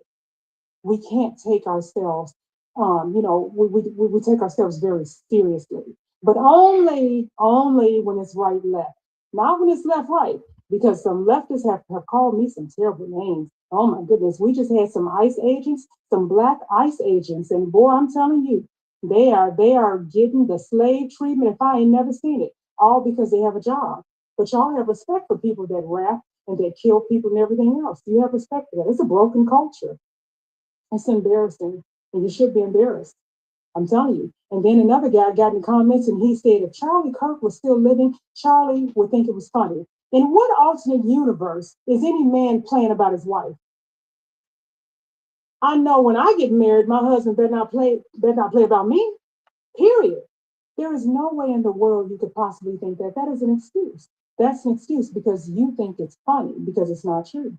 You think it's funny because it's not a white comedian doing blackface. You have no respect. You don't have respect for your fellow man. You don't have respect for God. You don't have respect for any races. It feels like we are just really getting to the end place. But I'm going to tell you right now, if you are a believer in Christ, what you need to do is keep your eyes on him. Because if you are in the kingdom, there is neither Jew nor Greek, black or white, male or female. We are all the same in the body of Christ. Once you get born again and you are in the body of Christ, we're all the same. So if you are born again, you are my brother, you are my sister. It doesn't matter if you're blonde hair, red hair, or whatever the case is. We're all sisters and brothers. So right now, kingdom people have to stick together more than ever because this thing is getting horrible. It is getting nasty out here. I'm telling you, this is bad. And I just need to sit down somewhere. I just wanted to say that really quick. So y'all enjoy your evening. I'm about to, we got one more video I want to play to show y'all. I told you. Y'all thought I was lying. I told you.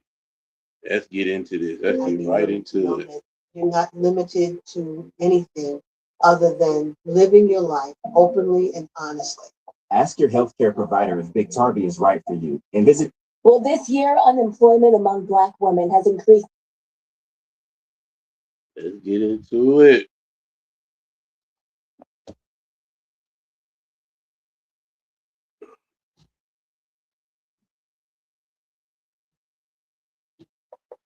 Well, this year, unemployment among Black women has increased significantly, rising from 5.4% in January to 7.7% in September. In April alone, over 106,000 Black women lost their jobs. The disparity in unemployment rates between Black women and other groups is widening faster than it has since 2020. The NAACP asserts that this trend is not merely a result of bad luck or market forces.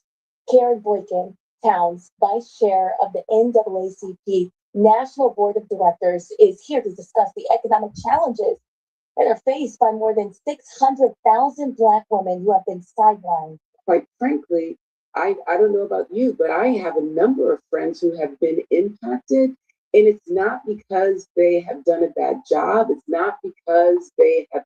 Well, before she get off into her nonsense and her quote unquote indoctrinated talk, you know, they had a situation, and I've been telling you Negroes, I've been telling y'all for, like I say, a while now, and go look at my channel. I got the proof there to back it up, whether you talk about my videos or how it's about to get bad for Black people or some of my lives.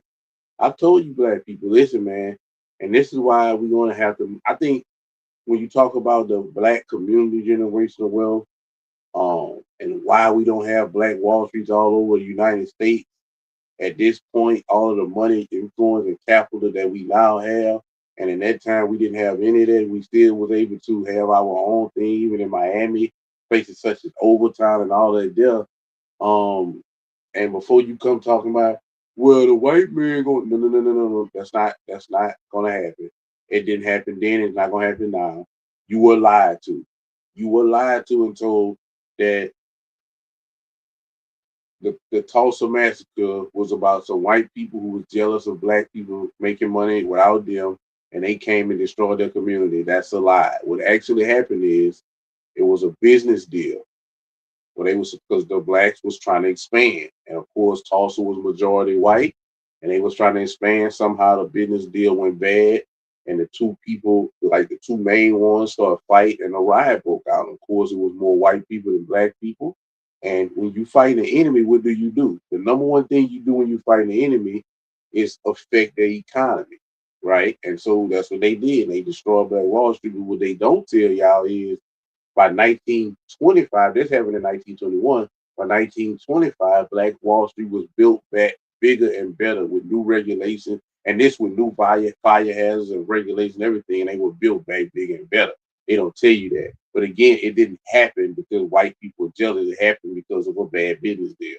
But again, I digress. I just wanted to put that in there.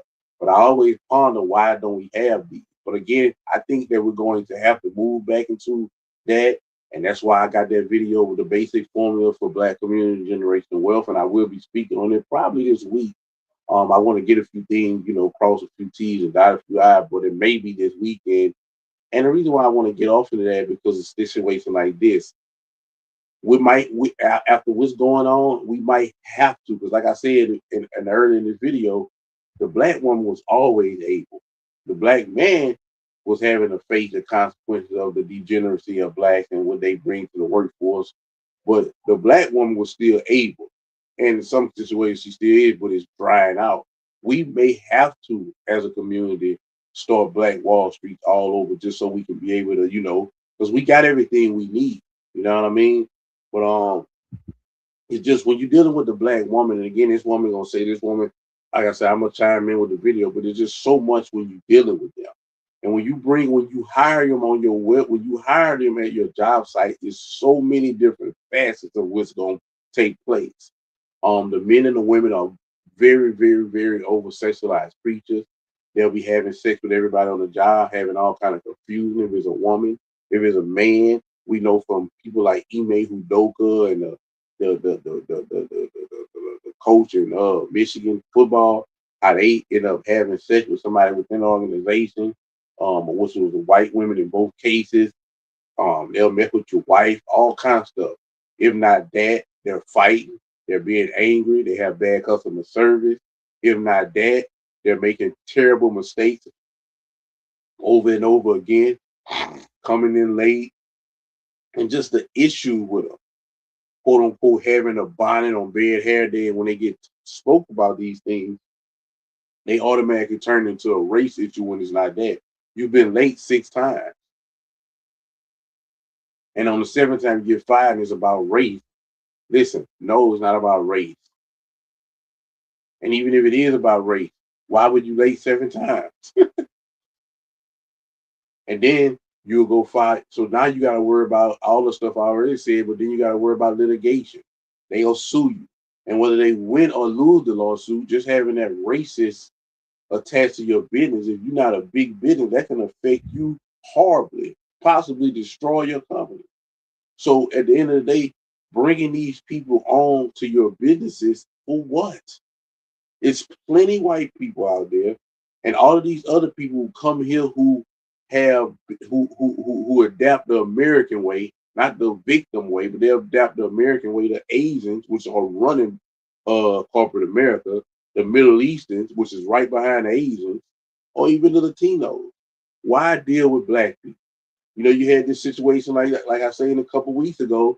You had the situation where these 2 black women, one was a manager and one was just a little girl having a job, and they refused the man's service because he had a Trump hoodie on. Do you understand? Listen, see, people do what I tell people, bro. And when you overly emotional and you have very, very, very low IQs, and educating your mind and strengthening your mental capabilities is not a good, cool thing in your community. As a matter of fact, you'll get picked at behind it. You just become a dummy. Now, what made you think that was okay? Like, I'm trying to see. And again, I can guarantee you I would bet money on if I knew these people and they had a way to bet. I would bet every dollar that I have that either that the other girl was, well, I don't have to bet because she was a student, and the other woman probably was graduate or have some type of college degree or working toward it, but still dumb as a box of rock. What in your mind? I'm trying to see because I know I'm not the smartest man in the world. What in your mind thought that it was going to be okay for you to refuse a customer because he had a sitting president on his shirt? Not no, listen, it wasn't like he had Stallion or one of these dictators from another country, Hitler. He have a sitting president that hasn't done anything wrong on his shirt. Doesn't matter how you feel about the president. The president he haven't raped, killed, did anything wrong. Morally, I mean, when people talk, because people so stupid, they like to talk, oh, he a little divorce. Listen, that's his business. I'm talking about morally, he haven't did anything wrong. And I believe he didn't do nothing wrong. Even because some people might say, well, you don't know him in his personal life. It never came out. Don't mean I don't believe even the Epstein, I don't believe none of that. But again, I'm not gonna go that far into it. I digress on that. But I'm saying, what made you think? What made you think? What made you think? What made you think that it was going to be okay to refuse a customer and his wife because he had a sitting president on his shirt? Do you understand how serious that was? Do you understand the conversations and the conversations and the conversations and the trying to find a word, the meetings and this Smoothie King we talking about? And again, yeah, it may have a franchisee, but this is under a corporate umbrella. Do you understand the back? Do you understand what happened because of that? The lawsuits and all kind of. Listen, man, you can't do that. Are you stupid? But this is the thing when you hire these woke people. This is why I tell people that I support social media vetting. Before you hire someone, you need to vet their socials to see where they're headed. Because if you hire somebody woke, you're hiring them and their ideologies. They're going to bring their ideologies to your workplace, which can get you in big trouble if they project that on customers.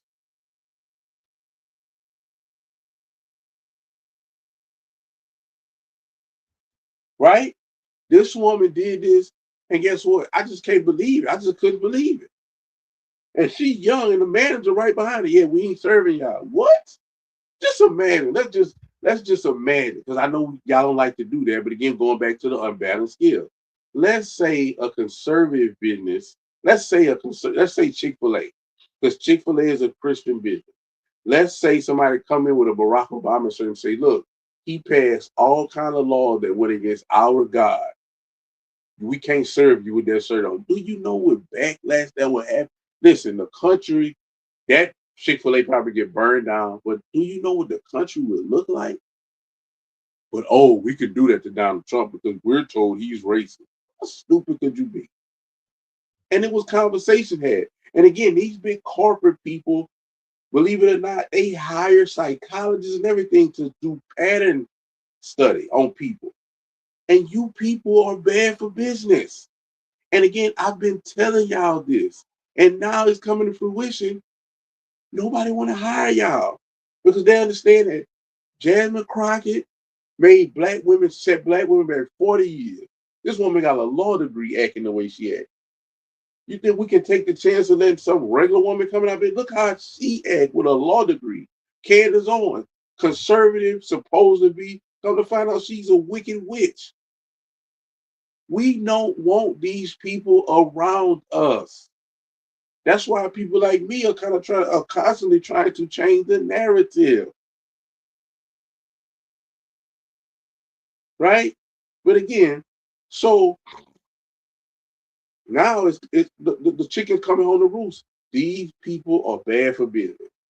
Like, we don't want to, you know what I'm saying? Because they'll get over here and they'll have us looking bad, and we'll have to pay lawsuits. But we can just avoid that because there's too many other people we can hire. And Donald Trump ended DEI, so you can't try to play that game with him. So you know what I'm saying? Because him ending DEI wasn't because we know some companies still have it. Him ending DEI wasn't saying that every company in the whole world ended DEI. Him ending DEI was saying legislatively this can't be used to sue. That's all he was doing. He come from a litigation standpoint where people don't understand when he was getting rid of and abolishing DEI. But let's continue with this video.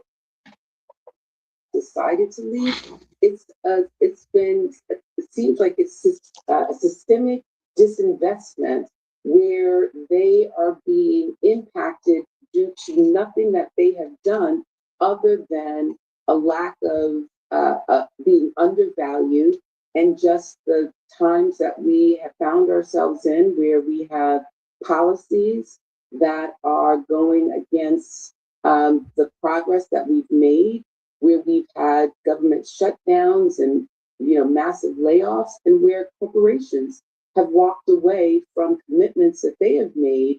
And so here we find ourselves. Boy.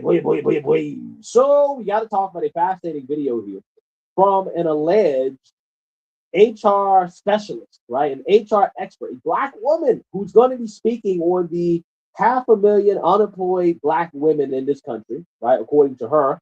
And why is it that employers are not hiring them anymore? And I want to react to her explanation because I found her explanation to be pretty funny, right? But at the same time, it should tell you a lot about the mindset of these individuals and why they're unemployed. And it really doesn't have to do with racism, hate, bigotry, discrimination, which is what she's going to argue here. Is more about the fact that they are not aware, right? They're not self-aware of their own unprofessional behavior. So without further ado, let's go ahead and get into it. The reason why there's over 500,000 Black women that are getting laid off and having a hard time finding a job is because these companies no longer want to deal with any more racism and discrimination cases. Now, I worked in HR for over 10 years, and I was actually let go because I took a look at our budget report and saw the pay differential between our white and Black employees, and I exposed everything was ultimately let go. Now, being an HR girly, you're well connected with other women in HR at different companies, and a lot of us have the same experience. We will receive a lot of discrimination cases from Black women in leadership positions. Now, keep in mind, these companies were required to maintain a certain amount of Black and brown staff members at one point, and a lot of these women were ending up in management positions. Black women were at the top of their game for a while. But if they began to be a company nuisance, they would do anything to get their ass out of the door. Wow. And when I say a company nuisance, that means reporting discrimination, reporting racism. As soon as you do it, there is a target on your back. These companies will hold meetings with the top management and HR and say, hey, this person's becoming a company nuisance. They're affecting the company morale. What can we do to shorten their time with this company? At which point we would go through all the policies, procedures, your performance, the company handbook, and see if there is anything that they can do to get your ass up out of there. Things like you might have been able to be 15 minutes late consistently due to traffic before. You see, first thing she said, you were able to be 15 minutes. You made it, and before you made it was able to be 15 minutes late, and they'll look over it. Why are you 15 minutes late? Because of traffic. The Asian's not going to be 15 minutes late. The Middle Eastern that come over here not going to be 15 minutes late. They're going to be 15 minutes, 30 minutes early. Because again, I don't care where you stay in Atlanta, LA, wherever you stay in, the traffic is crazy. Guess what? If you leave at a certain time, you won't have that problem. But y'all get comfortable at these jobs. And again, now y'all becoming more harm than good. So yes, everything is going to get you out of the door. But let's continue. But now they on your ass about your punctuality. You might have been able to come into the office with a bonnet every now and then because you're having a bad hair day. And now you come into the office with a bonnet because you're having a bad hair day. See what I'm saying? See? Why the dress code? Wow. You got a wow she again. Just admitted so many things there. Like, there's just so much to say about this, right? First and foremost, she apparently thinks coming into work, coming into office 15 minutes late consistently every single day is something, a privilege that should be afforded to workers, right? That's something that she should just be able to do, right? Come into work 15 minutes late every single day, or wear a bonnet to work, right? So she's upset, she's bad because you have black women who are getting fired because they're consistently 15 minutes late, and they're also wearing bonnets to work. So they're dressing unprofessionally. And on top of that, they're being a agent of chaos, right? That is what she is really admitting here about hiring black folks, right? And this is something that I have talked about before. I've said, listen, if I'm an employer, right, I don't want to deal with woke. I don't want to deal with far leftists. I don't want to deal with race hustlers. I don't want to deal with people who are overly political, especially overly political about left-wing issues, right? If they are a leftist and overly political, they are a liability. And this is what I've been warning people about when it comes to always boohoo, whine, and cry racism in the workplace. What happens is that you become a liability. It's not worth hiring people who think that any... And they seem not to get this. So you telling me let's just add the numbers up. Let's just use common sense. I know again a lot of black people, they don't really have high IQ, so they can't process things. But again, let's put these two together. So I can hire the Asian who come in here hungry, the Middle Eastern who come in here hungry, the Latino who may even be hungry, the white person who, they just, that's what they know. That's what they do, is be hard working, right? For the most part. But you got these three people, these three demographics, the Asians, the Iranians, and the Indians, right? I mean, the Asians, the Arabs, and the Indians who are coming to this country hungry to get in position so they can send a bone and throw the rope ladder down to the people who look like them. They're not going to be 15 minutes late. They're not going to have bad hair days and be at your work site ghetto with a bonnet on their head. They're not. But I'm supposed to skip over, because there's plenty of them in a bunch for me to pick from. But I'm going to skip over them and hire a black woman or a black man who I know what I'm going to get. I'm getting somebody who 9 times 10 is going to be loud, ghetto, angry. All these kids outside of wedlock, so she constantly late for work, constantly got to leave work to go tend to her children because they're acting out, because they have an anger that they can't explain because their father's not around. And if push comes to shove, and I do have to terminate them with my paperwork and my paper trail validate me terminating them, now I got to deal with a racism situation. Why would they pick that? Ask yourself that. But again, let's continue.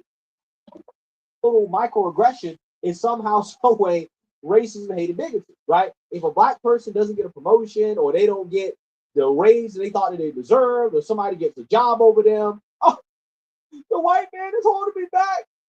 They're racist against me. I'm going to go to HR to complain and cry racism, right? That is a liability to the company, right?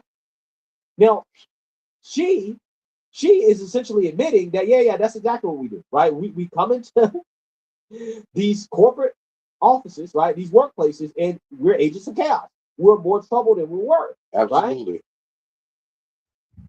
We will get involved in business that ain't got nothing to do with us. Like, she claimed that she checked how much everybody was getting paid, right? And she said, oh, the whites are getting paid more than me.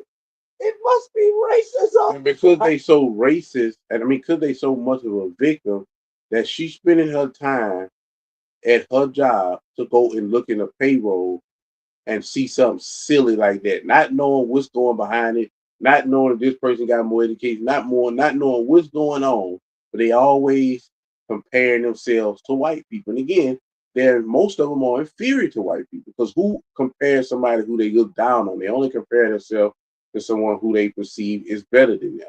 But this is the same people who will go on social media and say they're the smartest people in the world and they're kings and queens. Let's continue.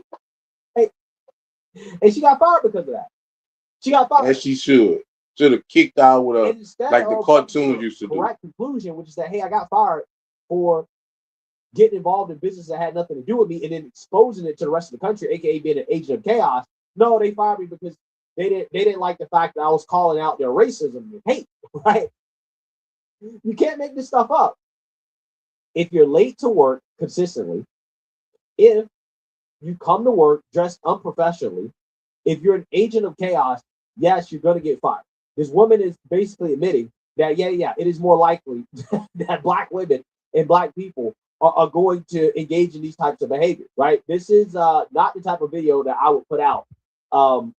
Being somebody who is black and is supposed to be looking out for black folks, right, in the workplace and trying to give black people a heads up.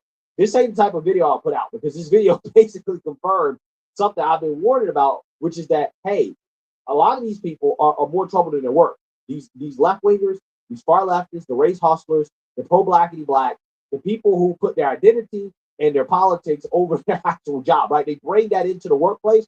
Yeah, they're a liability, because they're going to bring their politics to work. They're going to make their work about politics. You hire these woke black folks, these pro blackity black, to cry racism over the smallest microaggression. Yeah, it ain't worth putting up with. Okay. They would look for little things to just target you to make it seem like you are not performing well on the job. And obviously, we know that it's retaliation. They know that it's retaliation, but good luck proving that it's retaliation. These companies know that only about 2% of retaliation cases are even going to go anywhere. And before it's all said and done, you're probably going to go broke in lawyer fees and probably just get a really small settlement either way, but you still ain't got no job. And you're not going to get a good referral. They're not going to give you a good referral to another company, actually. Why would they? Why would they? You were an agent of chaos, and like came in, and they seem not to understand it. Right? That's why I say they bro. I'm trying to figure out, like, how can you give an employee who accused your company of being racist, right? Most of the accusations, false accusations, right? False accusations of racism, being late consistently and wearing bonnets to work. Yeah. They're supposed to give you a good recommendation when you go to another job. That is a risk to the company brand, right? Because these companies talk and stuff like that. If you got companies giving out bad referrals, right? Misleading other companies about the performance of their employees, then that's not a good look for the company, right? The black people and the reason why I use people like Candace Owens and Jan McCrockett, the black people who are seen on TV every day, this is who these and they do field reports and experience. And this is how these psychologists of these big corporate companies come to a conclusion. And they talk. Listen, stay away from those people. That drive results. That's why we built Roku Ads Manager. Sign up at ads.roku.com. At United Healthcare, I'm driven to help families like mine. For the company, right? Now the DEI is over with and they don't have to hire a certain amount of black and brown people to keep their shareholders happy. Like discrimination cases are way down. And she's also admitting that these people are being hired because of their skin color, right? Rather than their qualification. They're being hired based off quotas. Not because they were actually qualified, but based off quotas, right? DEI. Amazing. They're able to use their HR staff to focus in on other claims and other cases. If they reduce the amount of black women that they keep in the office, they don't have to deal with the whole angry black woman stereotype. They don't have to deal with the discrimination cases. They don't have to really deal with the racism cases. And I mean, there are some, but it's a way smaller percentage than it was a couple of years ago. And so now when you see all these black women saying that they're not getting callbacks, they're not able to find a job where it was easy for them just a little while ago, you understand that they wore out that whole discrimination and racism thing with these companies to the point where they are only keeping a very small percentage of black women, and they have to move a certain type of way to even be able to keep that damn job, because they will replace your ass with a white woman quick as hell. Wow, what an admission, right? What an admission. Oh, wait, you mean to tell me DEI wasn't worth it, right? DEI was more trouble than it was worth. You mean to tell me that hiring a bunch of woke black activists and putting them in jobs that don't generate a profit was not a good idea, right? The only thing that you were going to get was chaos out of it, and you're going to lose money, right? You mean to tell me that was not a good idea? You mean to tell me now that they don't have to do it anymore, that they're not hiring these people? Because as this woman admits, hey, these people are liabilities, right? They when these companies don't hire all these woke black folks, then they don't have to deal with distractions, like accusations of racism, hate, and bigotry. You mean to tell me that companies don't want that type of drama, right? You mean to tell me that companies are just focused on the bottom line, right? Amazing, absolutely amazing. Who would have thought? Who would have thought?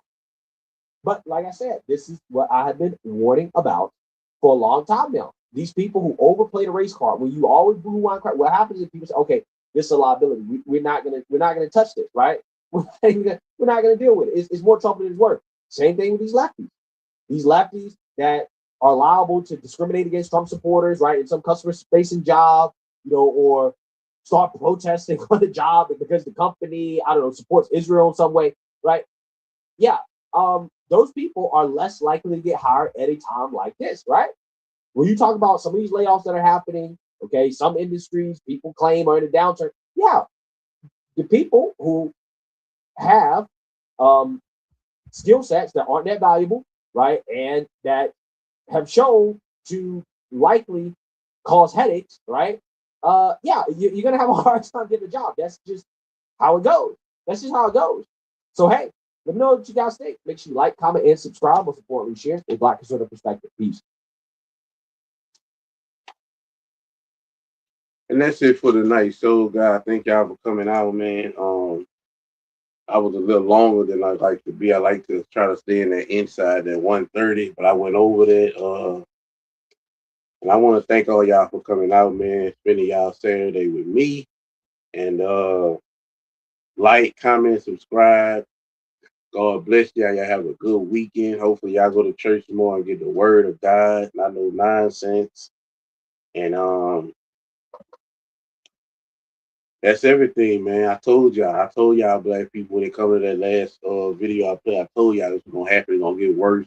And I think it's gonna push us and force us to go on into our quote unquote Black Wall Street bag. You know what I'm saying? I think I'm gonna jump into that Monday. I don't know for sure, but I want to go revisit that black community generational wealth thing. But thank y'all for coming out, man. God bless each and every one of y'all. And I'm out of here, man.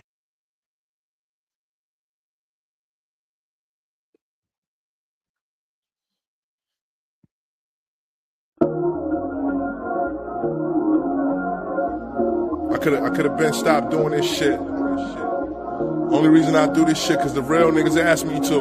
A fake nigga couldn't relate to me. Top gunners, check me out. Only us, check me out. Strap her with a kilo, check me out. Put her on the bus, check me out. Stand up nigga, check me out. Always 100, check me out. You can bring the work back, check me out. If you don't want it, check me out. See mama love me, that's my baby, but papa left me. Yeah, he left me. I put a bitch on timeout if she upset me. That's a fact. Fuck with me, you won't regret me. Still on the mind of every hoe trying to forget me. I get them things across the border. Your man on trial, but you won't go get him a lawyer. What's up with that? You popping bottles, you getting fly, but you don't send commissary to niggas that's inside.